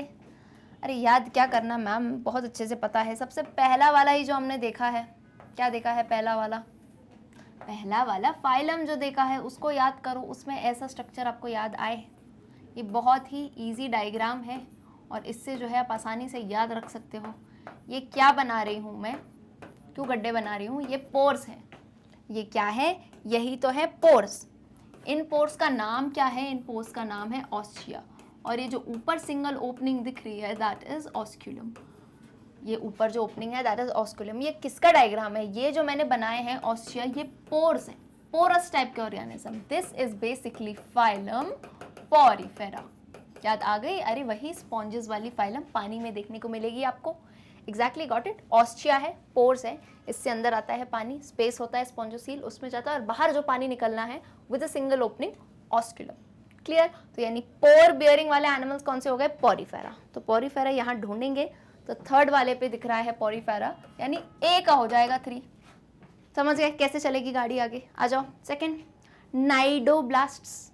नाइडोब्लास्ट्स कहाँ दिखते हैं? तो नाइडोब्लास्ट बहुत ही इजीली बताऊं, ये नाइडो वर्ड देख रहे हो, एक ऐसा फाइलम है जिसके 2 नाम हैं. मतलब जैसे हम भी रखते हैं ना निकनेम, तो इनके भी 2 नाम हैं. एक नाम है नाइडेरिया, नाइडेरिया कह लो या फिर सीलेंट्रेटा कह लो, एक ही बात है. नाइडेरिया कह लो या फिर सीलेंट्रेटा कह लो. तो नाइडेरिया में जो सेल्स प्रेजेंट रहते हैं जिनका नाम है नाइडोब्लास्ट. तो इतना समझ गए. नाइडोब्लास्ट तो ये किस में प्रेजेंट है? नाइडेरिया में या सीलेंट्रेटा? तो सामने ही लिखा है उसके, क्लियरली सामने ही लिखा है. बी का आंसर क्या होगा? 2, that is Coelenterata. Is it clear? तो अब देखते हैं थर्ड वाला फीचर क्या है. थर्ड वाला फीचर मेटामेरिक सेगमेंटेशन. क्या प्रेजेंट है? मेटामेरिक सेगमेंटेशन कहाँ प्रेजेंट है? तो ये एक बहुत ही कहते हैं ना डिफाइनिंग फीचर होता है. इसी जो है फाइलम से सेगमेंटेशन आना चालू हुए थे. सेगमेंट्स क्या होते हैं? याद होगा, रिकॉल कर लेते हैं.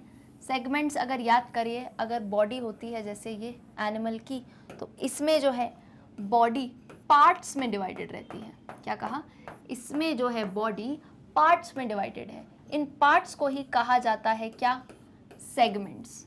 ओके, इन पार्ट्स को ही कहा जाता है सेगमेंट्स. तो बोलोगे मैम मेटामेरिक सेगमेंटेशन क्या है? ये जो सेगमेंटेशन है ना, मेटामेरिक सेगमेंटेशन, ये होती है एक ट्रू सेगमेंटेशन. ट्रू यानी बिल्कुल सच्ची.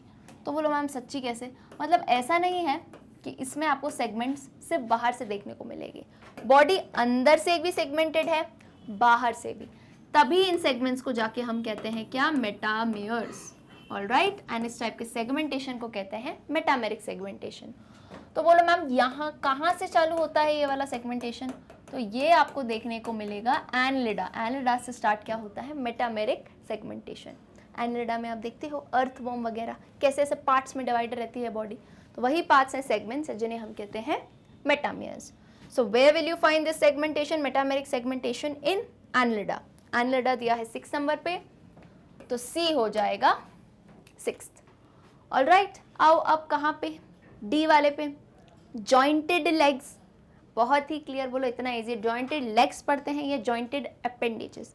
ये एक्सक्लूसिव फीचर आपको कहाँ देखने को मिलता है? अर्थ्रोपोडा. जो हमारे इंसेक्ट्स होते हैं, कॉकरोचेस, याद करो, इनके जो है लेग्स होते हैं ये जॉइंटेड होते हैं. अपेंडेजेस जो होते हैं जॉइंटेड होते हैं.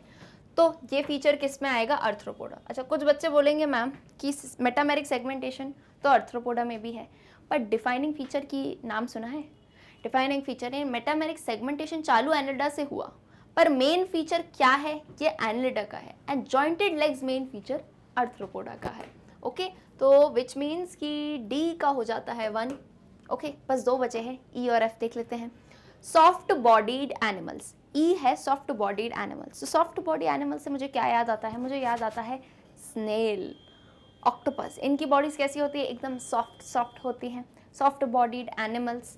तो सॉफ्ट बॉडीड एनिमल्स किस में आते हैं, स्नेल बोला, सामने ही लिखा है लो, मॉलस्का। तो मॉलस्का क्या है, number 5। And last but not the least, spiny skinned animal. Spiny यानी कांटे निकल रहे हैं इनमें से, इकाइनस जिसका मतलब है स्पाइनी स्किन्ड एनिमल्स। इकाइनस बोला तो क्या आएगा, इकाइनोडर्मेटा। कौन आता है इकाइनोडर्मेटा में, स्टारफिश याद आ रही है, 5 हाथ बनाए थे, उसमें से ऐसे ऐसे स्पाइन्स, कांटे निकल रहे थे बॉडी से, दैट इज इकाइनोडर्मेटा। मतलब यहाँ हमने आइडेंटिफाई कर दिया। अब बस क्लियरली आपको अगले पेज पे जाके मैच करना है। ए क्या होगा, ए क्या होगा, ए होगा 3, बी होगा 2, सी होगा 6, D 1, E 5 and F 4। I can clearly see कि option C is the correct answer. Okay, very good. आ जाओ क्वेश्चन नंबर 12 पे। Which of the following analogies are incorrect. Now this is again a very important question, बहुत important और थोड़ा नया type का question है। एनालॉजीज कौन सी इनकरेक्ट है, आपको क्या बतानी है, गलत कौन सी है इसमें से। तो इधर जो है एक कहानी समझ लो, ये मैथमेटिक्स का ऐसा देखते हो, रेशो 1:2, 3:4, है ना, ये जो वर्ड है बोलते हो रेशो होता है। तो यहाँ पे ये देखने को मिल रहा है ना, बट ये रेशो नहीं है एक्चुअली, ये क्या है, ये एक रिलेशन है। रेशो तो नहीं है बट रिलेशन है। कैसा, तो यहाँ पे देखना, ये ऐसा कहते हैं जैसे एक फीचर लिख दिया एक्यूट डिजीज, एक फीचर लिख दिया एक्यूट डिजीज और यहाँ इस्टू लगा के लिख दिया कफ। मतलब इतना बताओ कि एक्यूट डिजीज का जो रिलेशन कफ के साथ है, एक्यूट डिजीज का जो रिलेशन कफ के साथ है, क्या वही रिलेशन किसका, क्रॉनिक डिजीज का टाइफाइड के साथ है। ये जो 4 डॉट्स है ना, ये 4 डॉट्स क्या कहते हैं, बताओ क्या वही रिलेशन, ये जो 4 डॉट्स हैं ये क्या कह रहे हैं, बताओ क्या वही रिलेशन। बोलोगे मैम दिख तो नहीं रहा ऐसा लिखा हुआ, मैं बता रही हूँ ना, ऐसा है इसके अंदर। बताओ क्या वही रिलेशन क्रॉनिक डिजीज का है टाइफाइड के साथ। ठीक है, समझ गए क्या है बात। पहला फीचर जो लिखा है उसके साथ जो दूसरा है, इनका जो रिलेशन है, क्या ऐसा ही रिलेशन इसका इसके साथ है। ओके, तो हमें क्या बताना है, गलत वाला बताना है, इनकरेक्ट क्या है। सो लेट्स सी, चलो फर्स्ट लिखा है एक्यूट डिजीज इज टू कफ, यानी एक्यूट डिजीज कफ, यानी कफ एक टाइप का एक्यूट डिजीज है, ये हमें पता है। ठीक है, chronic disease is to typhoid, क्या क्रॉनिक डिजीज, क्या टाइफाइड एक टाइप का क्रॉनिक डिजीज है। तो उसके लिए बोलोगे क्या याद करना है मैम, तो डिजीजेस की कहानी पे आ जाओ। बीमारियां देखी थी हमने, उसमें भी जो ड्यूरेबिलिटी पे कि कितना लॉन्ग टर्म इफेक्ट देंगे, 2 टाइप के देखे थे। कौन से 2 टाइप के, एक देखा था एक्यूट और एक देखे थे क्रॉनिक। यस, देखे थे कि नहीं। एक्यूट क्या होते हैं, ये होते हैं शॉर्ट टर्म वाले, शॉर्ट टर्म वाले होते हैं, ज़्यादा लॉन्ग लास्टिंग नहीं होते हैं, सिंपल सिंपल, जैसे कफ ले लो, कफ ले लो, कफ ले लो, फीवर ले लो, छोटी छोटी बीमारियां ज़्यादा बड़ी नहीं होती हैं। टाइफाइड ले लो, ये सबसे क्या होता है, ज़्यादा प्रॉब्लम नहीं आती है। लंबे टाइम तक बोलोगे मैम हमें हुआ है, प्रॉब्लम तो होती है। अरे क्रॉनिक डिजीज से कंपेयर करो तो जानोगे, long term effect and even till life time, life time जिंदगी भर तक रह सकते हैं। जैसे डायबिटीज़ हो गई, डायबिटीज़ जैसी बीमारियां हो गई, कैंसर हो गया, ये सब कैसी होती हैं, ये होती हैं क्रॉनिक डिजीजेस। इन पे जो है आपका सीवियर इफेक्ट रहता है हेल्थ पे और लॉन्ग टर्म की रहती है।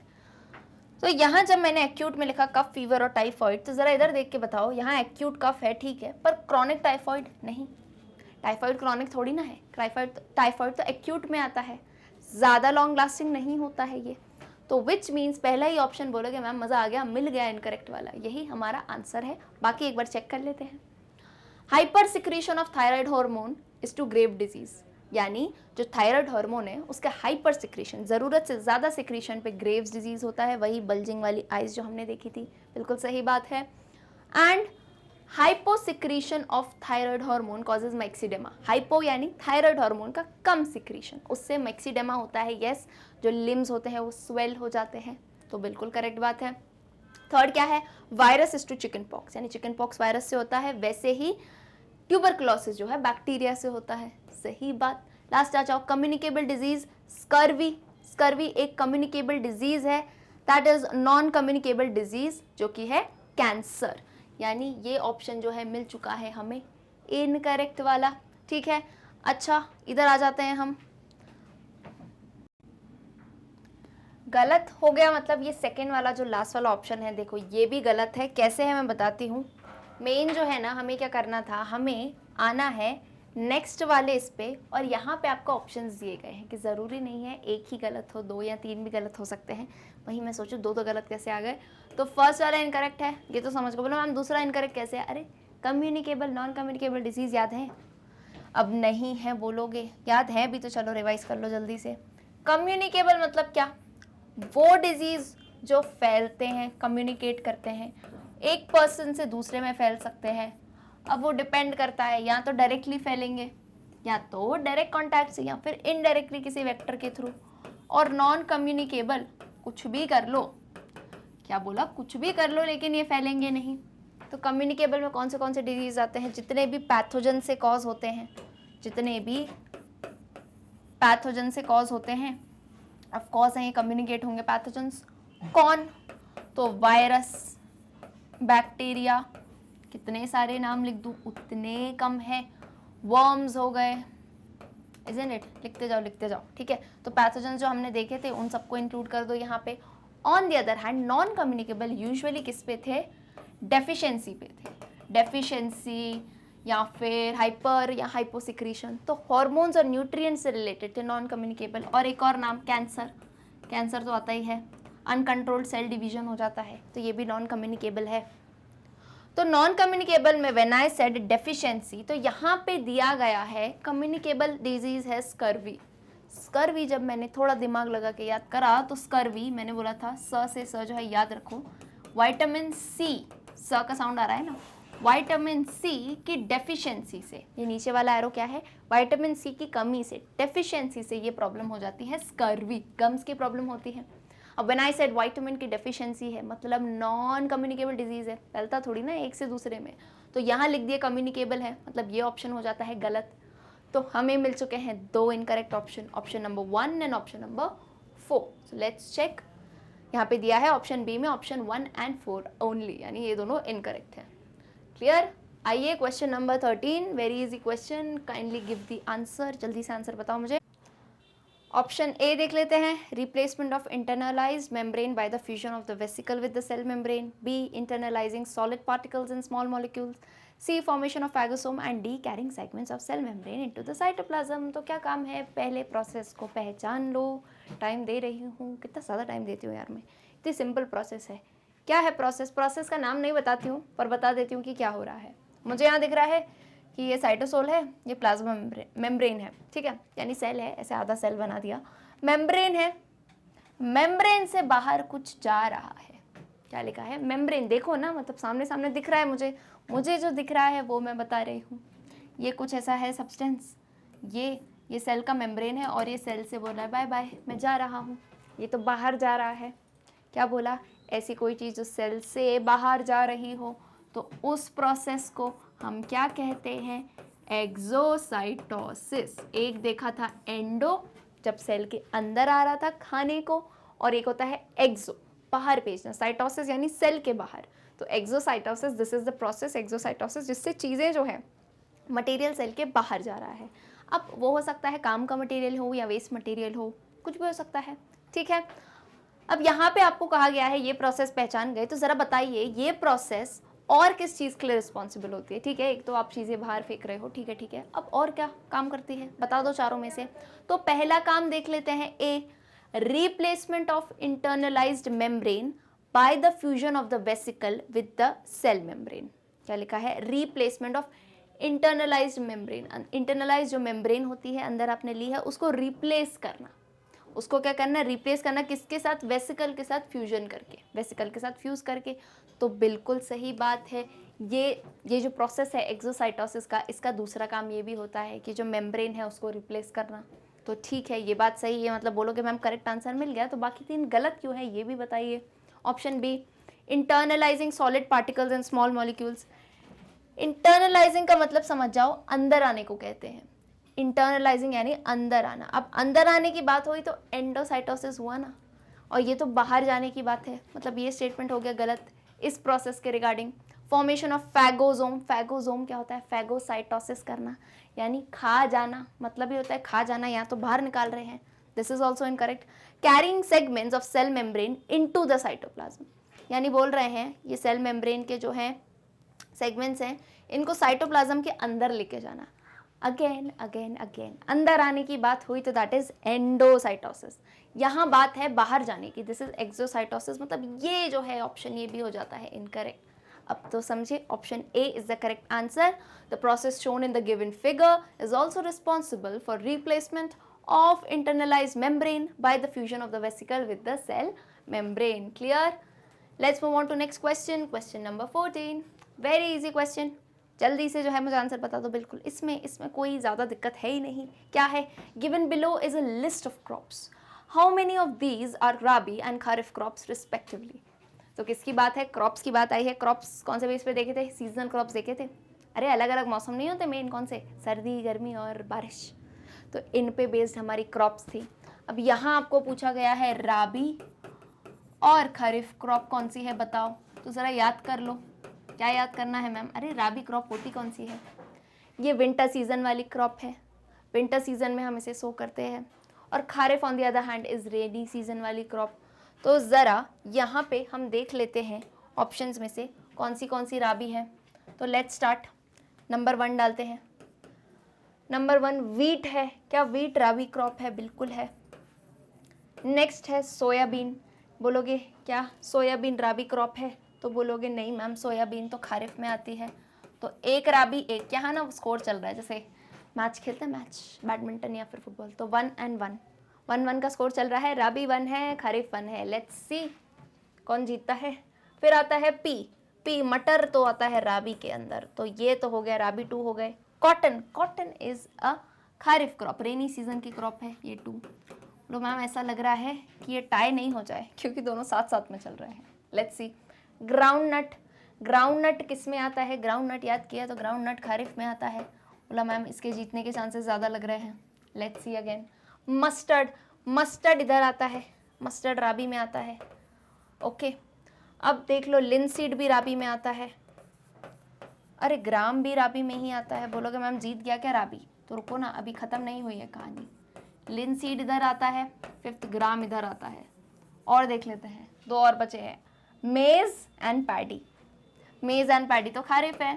तो बोलोगे क्या हुआ मैम? वही जिसका डर था, क्या हो गया? टाई हो गया। मैच इज टाई, यानी टोटल एकदम इक्वल है। 5 जो है राबी की क्रॉप से यहाँ और 5 खरीफ की है। अब इसमें जो है आप ऐसे तुक्का नहीं लगा सकते, आपको याद होना चाहिए, then only you can define कि 5 कौन सी राबी है एंड 5 कौन सी खरीफ है। Is it clear? अगर ऐसे ही बताया है, यही डाला है, तो वेरी गुड। 5-5 है, यानी option C is the correct answer for question number 14। Clear? Let's move on to question number 15. Identify the type of plant tissue from the given statements 1, 2, 3 and select the correct option regarding it. मतलब ये 3 आपको दिए गए हैं statement, इसमें किसी plant tissue की कहानी है, इन्हें आइडेंटिफाई करो एंड जो है ज़रा बता दो कि क्या जो है आपका कौन सा सही आंसर होगा। ठीक है, चलो देख लेते हैं। स्टेटमेंट 1, 2, 3। फर्स्ट कहता है cells of the tissue are living and have localised thickening in corners. It occurs mostly in aerial parts of the plants restricted to the outer layers. It is the chief mechanical tissue of the young parts of the plant. ठीक है, तो यानी identify कर लेते हैं पहले 1, 2 और 3 को।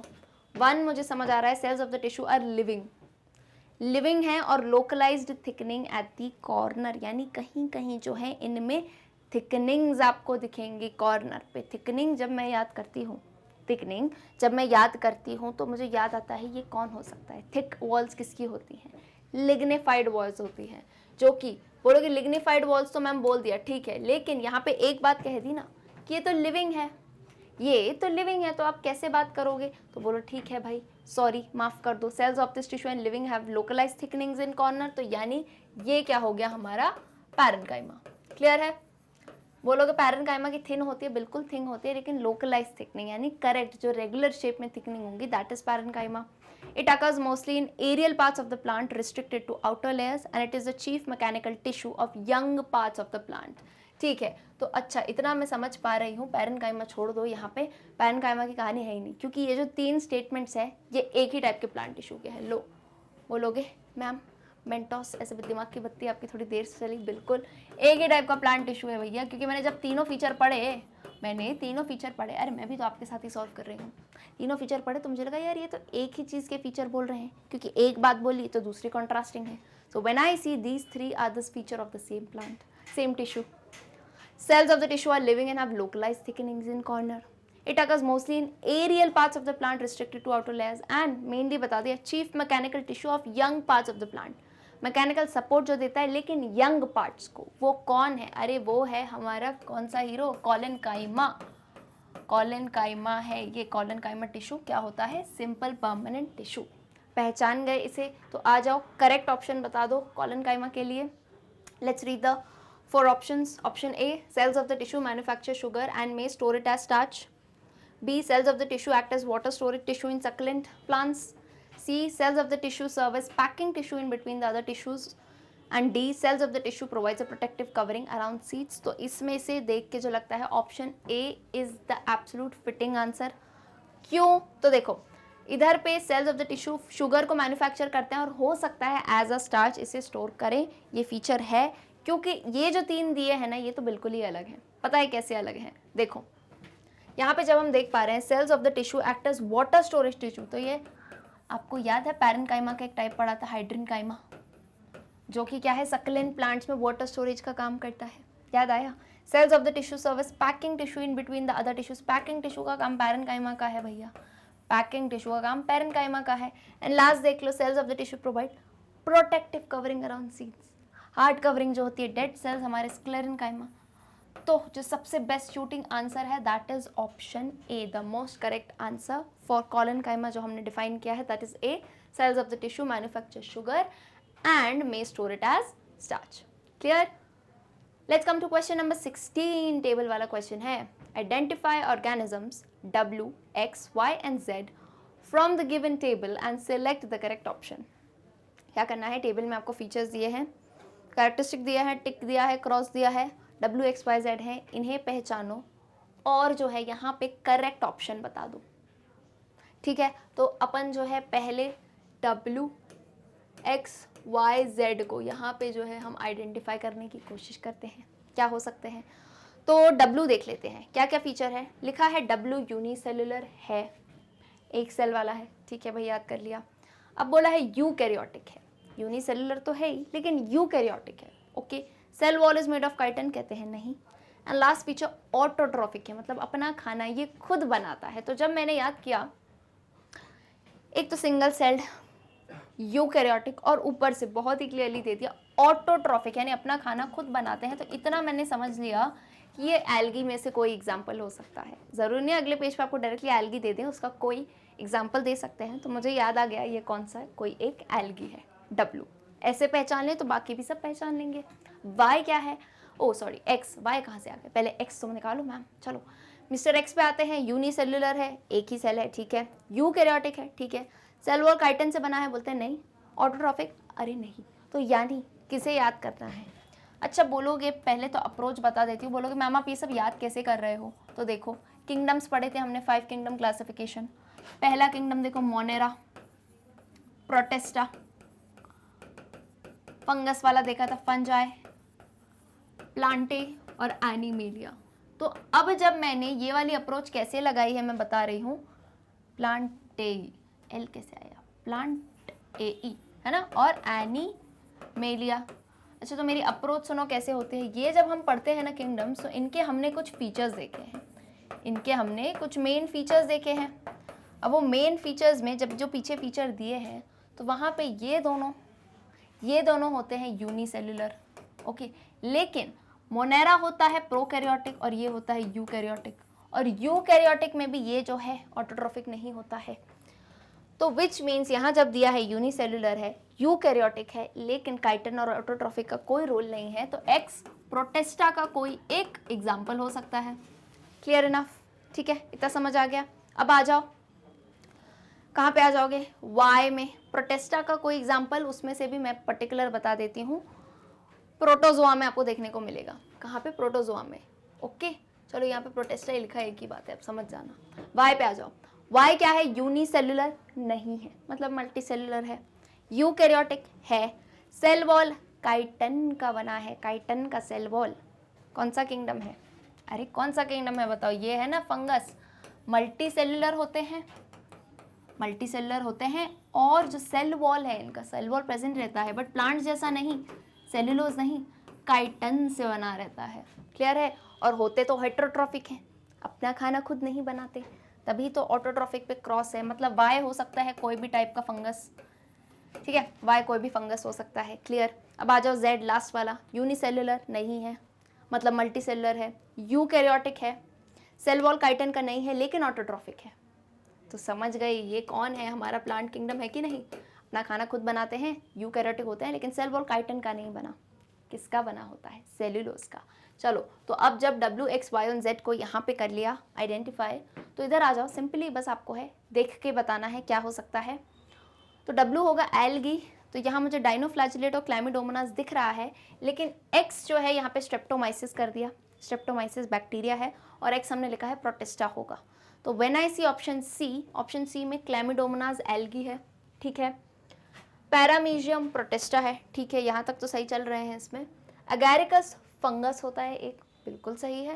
And last but not the least Z, जो कि है इक्विसिटम, प्लांट में आता है, बिल्कुल इक्विसिटम आता है। तो क्लियरली बोलोगे मैम समझ आ गया हमें कि option C is the correct answer. अच्छा, बी समझ गए ना करेक्ट क्यों नहीं है?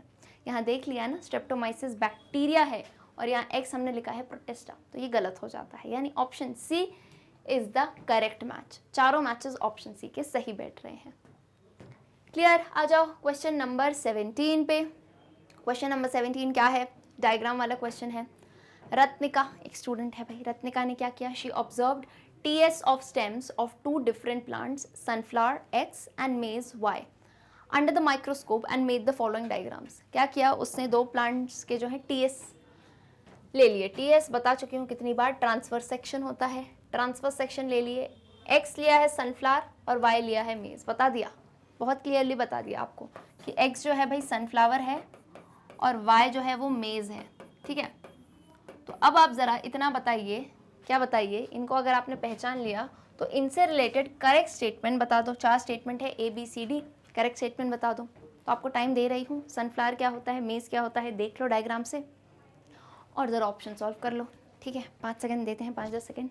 एक्स वाई देख लो क्या है। बोलोगे मैम सनफ्लावर और मेज दिया तो है, अरे तो ये कौन से टाइप में आता है ये भी तो देखो, उसी पे बेस्ड क्वेश्चन है। ओके, एक्स एंड वाई कर लिया आइडेंटिफाई। अब आ जाओ, ऑप्शंस मैं रीड कर देती हूँ आपके लिए, तब तक फिर से टाइम दे रही हूँ, आंसर बता दो। Option A, X belongs to plant in which flowers are trimerous whereas y belongs to plant in which flowers are pentamerous. Option B, x belongs to plant in which leaves show parallel venation whereas y belongs to plant in which leaves shows reticulate venation. Option C, x belongs to plant which has fibrous root system whereas y belong to plant which has taproot system. And option D, vascular bundles are of open type in x whereas in y they are of closed type. Easy question है, अब उसके लिए आपको feature पता होने चाहिए इसके, ठीक है।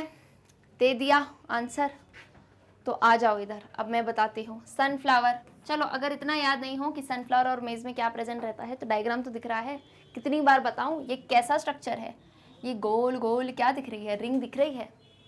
ये जो वैस्कुलर बंडल्स हैं कैसे अरेंज्ड है, रिंग लाइक स्ट्रक्चर में, रिंग लाइक है, मतलब very clearly without a doubt x क्या है, डाइकॉट है, और वाई जो है मोनोकॉट स्ट्रक्चर है, isn't it. X dicot plant है, वाई मोनोकॉट प्लांट है। इतना समझ गए कि नहीं? इतना समझे तो उसमें फीचर्स अगेन पीछे मैंने बताए थे आपको। डाइकॉट में कैसे दिखते हैं, पेंटामेरस फ्लावर्स, डाइकॉट में पेंटामेरस, लेकिन यहाँ कह रहे हैं कि ट्राइमेरस है। एक्स डाइकॉट है ना, यहाँ कह रहे हैं एक्स में जो है ट्राइमेरस फ्लावर्स है, नहीं पेंटामेरस। 5 या 5 के मल्टीपल में मिलेंगे, तो ये ऑप्शन हो जाता है गलत। ऑप्शन बी, एक्स यानी dicot belongs to plant in which leaves shows parallel venation, again गलत। डाइकॉट में लीव्स का वेनेशन कैसा होता है, रेटिकुलेट होता है, ऐसे ऐसे ब्रांचेस निकल रही हैं, वेन्स हैं, मेन वेन है और बाकी जो साइड वेन्स निकल रही हैं, तो पैरेलल नहीं रेटिकुलेट वेनेशन है, उल्टी बातें कह रहे हैं। ऑप्शन सी, एक्स बिलोंग्स यानी dicot belongs to plant which has fibrous root system, नहीं, डाइकॉट में जो है टैप रूट सिस्टम होता है, मेन यानी प्राइमरी रूट रहती है, फिर सेकेंडरी देन टर्शरी, तो दिस इज ऑल्सो इनकरेक्ट। तो बोलो मैम बचा के ऑप्शन डी। ऑप्शन डी क्या है, vascular bundles are of open type in X whereas in Y they are of close type.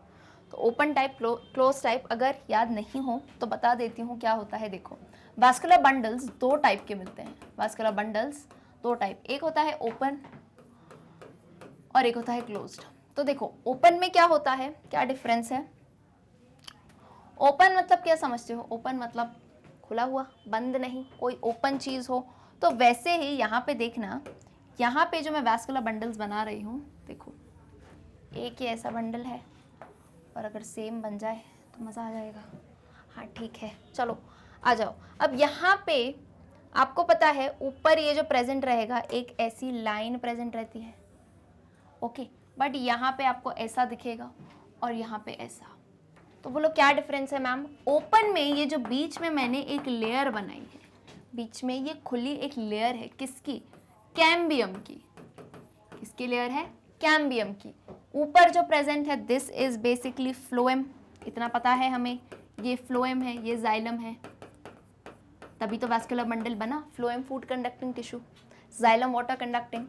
यहाँ भी बिल्कुल सेम है, कोई दिक्कत नहीं, यहाँ भी फ्लोएम है, यहाँ भी जाइलम है।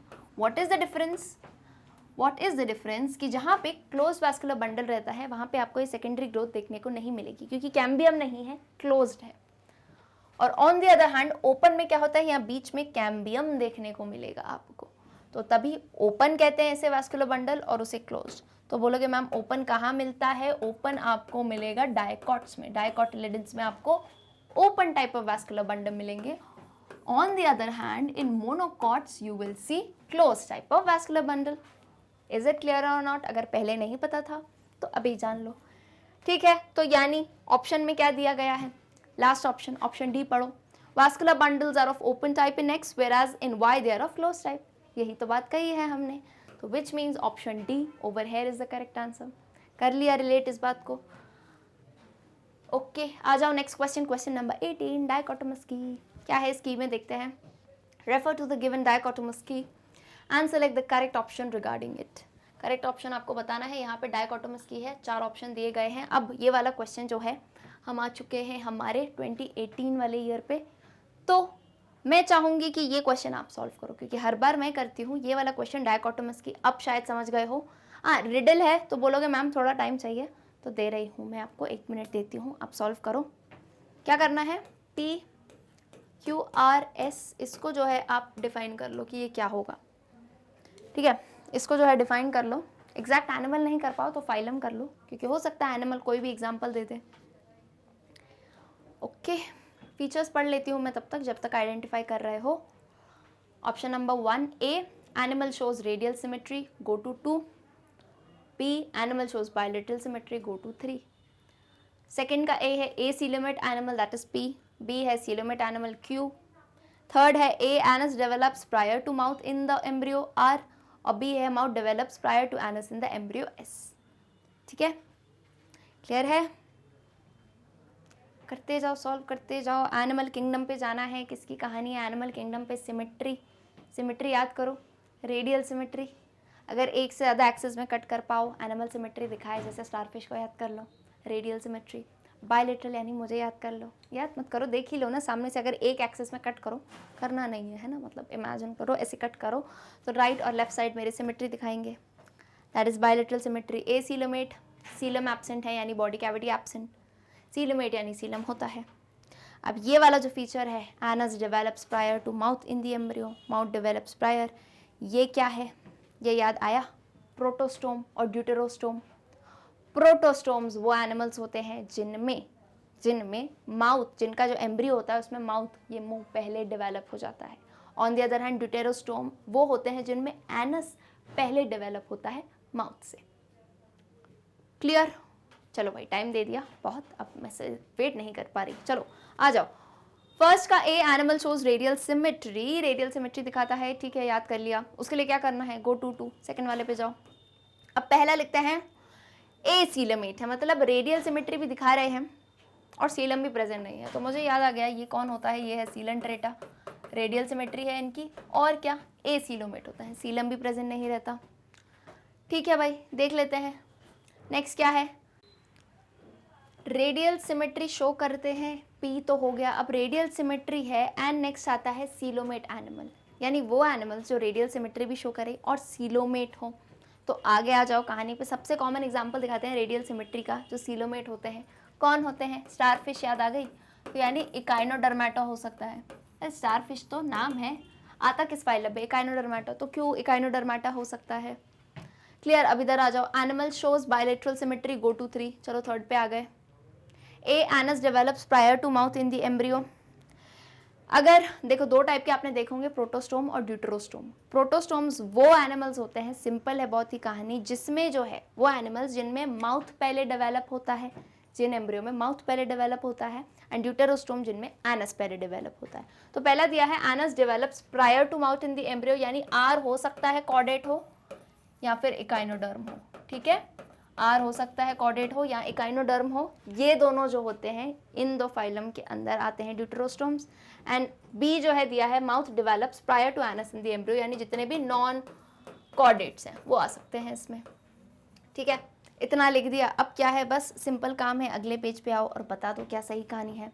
तो लिखा है option A, P could be Spongilla that reproduces asexually by formation of gemmule. अब पी मैं देख रही हूँ, पी तो सीलेंट्रेटा है, स्पॉन्जिला तो स्पॉन्जेस में आता है, पोरीफेरा, यानी ये ऑप्शन तो गलत हो गया। ऑप्शन बी पे आओ, Q could be Ophiothrix having body surface covered by mesodermal endoskeleton of calcareous spines. Q क्या है, क्यू है इकाइनोडर्मेटा, ऑफ्यूथ्रिक्स को याद करो, अरे ये कौन है, स्टार जैसा ही नाम है इसका, ब्रिटल स्टार, ब्रिटल स्टार है ये, इकाइनोडर्मेटा में आता है और बिल्कुल ही फीचर सही दिए गए हैं इसके, तो यानी ऑप्शन बी मिल चुका है हमारा करेक्ट आंसर। बाकी देख लो, R could be Dugesia, Dugesia Platyhelminthes में यहाँ भी नहीं आएगा, S could be Milvus that respires through lungs, वो भी नहीं आएगा, यानी ऑप्शन बी मिल चुका है हमें हमारा correct answer. Okay, let's come to the last question, question number 19। Refer to the given flow chart representing nitrogen cycle in nature and identify the processes W, X, Y and Z। क्या है, आपको एक flow chart दिया गया है, कौन सी cycle है, nitrogen cycle, यानी चले जाओ टाइम मशीन में, जब हमने देखी थी biogeochemical cycles, very important cycle है, इसके हमने जो है स्टेजेस देखे थे अलग अलग। अब यहाँ पे देखो साइकिल दी गई है और उसमें आपको कुछ वेरिएबल दिए हैं, पढ़ के बता देती हूँ, देखो क्या दिया है, नाइट्रोजन इन एटमॉस्फेयर, W के through protoplasm green plants, Y के थ्रू अमोनिया बनता है, देन नाइट्राइट्स, देन नाइट्रेट्स, फिर इधर। अब इस साइड से आओ तो atmospheric and industrial fixation, X जो है नाइट्रेट्स बन के, Z जो है एटमॉस्फेयर में, यानी नाइट्रोजन साइकिल में क्या था, एक दो प्रोसेस से जो है नाइट्रोजन आ रहा था सॉइल में और जा रहा था एटमॉस्फेयर में, तो वही प्रोसेस में आपको कुछ दे दिए गए हैं W, X, Y, Z, आपको देख के बताना है इनमें से कौन सा ऑप्शन करेक्ट है, यानी जो ऑर्गेनिजम्स मदद करते हैं इस काम में वो कौन से वाले करेक्ट हैं। बोलो मैम, आसानी से हो जाएगा, कौन से हैं पहले देख लो, क्या क्या नाम है, नाम है W, X, Y, Z, W, X, Y, Z, ठीक है। तो पहले ऑब्जर्व करो किससे, W को, W क्या कर रहा है, W जो है नाइट्रोजन जो एटमॉस्फेयर में है उसे फिक्स कर रहा है, क्या कर रहा है, एटमॉस्फेयर में N2 में नाइट्रोजन रहता है, सबसे पहला काम है नाइट्रोजन को फिक्स करना। ये कहाँ प्रेजेंट रहते हैं, नाइट्रोजन फिक्सिंग बैक्टीरिया याद आया, जो रूट नोड्यूल्स में प्रेजेंट रहते हैं, एटमॉस्फेरिक नाइट्रोजन को फिक्स करते हैं। तो इसका एक एग्जांपल राइजोबियम ले लो, W का ले सकते हो कि नहीं, बिल्कुल ले सकते हो। अब आ जाओ X पे, अच्छा बोलोगे मैम सिर्फ राइजोबियम नहीं, फ्रैंकिया वगैरह भी हो सकते हैं, अपन ने राइजोबियम लिख दिया, नाइट्रोजन फिक्सिंग बैक्टीरिया लिख दो, एक ही बात है। X पे आ जाओ, X क्या है यहाँ पे, अच्छा चलो X पे मत आओ, पहले यहाँ कहानी पे चल लो, W है, W से यहाँ पे आ रहा है Y, W से क्या आया Y, Y ने क्या किया है देखो, अमोनिया में कन्वर्ट किया है। Y ऐसा कोई ऑर्गेनिज्म है जो अमोनिया या अमोनियम आयंस में कन्वर्ट करने के लिए मदद कर रहा है, यानी ये कौन सा प्रोसेस है, जो नाइट्रोजन साइकिल की बात कर रहे हैं, ये कौन सा प्रोसेस है, ये है अमोनिफिकेशन। तो अमोनिफिकेशन में जो बैक्टीरिया यूज़ होते हैं उनका नाम क्या है?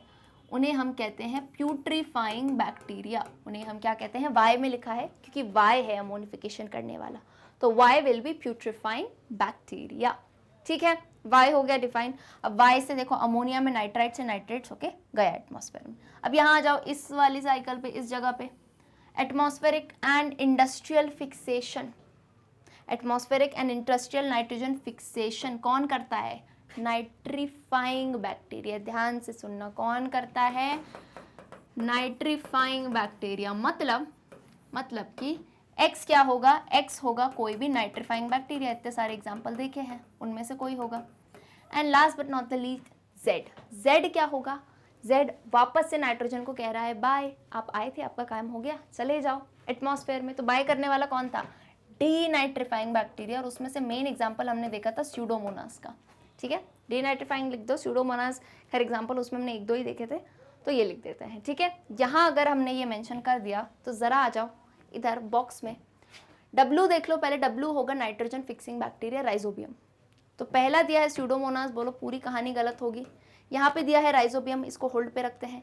नाइट्रोसोमोनास भी नहीं, और यहाँ भी राइजोबियम, मतलब ऑप्शन बी और डी को होल्ड पे रखो। जैसे कॉल होल्ड पे रखते हो, यहाँ होल्ड पे रखो। अब एक्स को चेक करो, एक्स दिया है यहाँ पे नाइट्रोकोकस। अब नाइट्रोकोकस देखो हमने दिखा है nitrifying bacteria. Yes, Nitrococcus nitrifying bacteria होता है, नाइट्राइट्स में कन्वर्ट करता है, तो यानी ये बात सही हो गई। और यहाँ तो लिख दिया प्यूट्रीफाइंग बैक्टीरिया, बिल्कुल गलत। प्यूट्रीफाइंग बैक्टीरिया कहाँ मिलता है हमें? अमोनिफिकेशन करने में।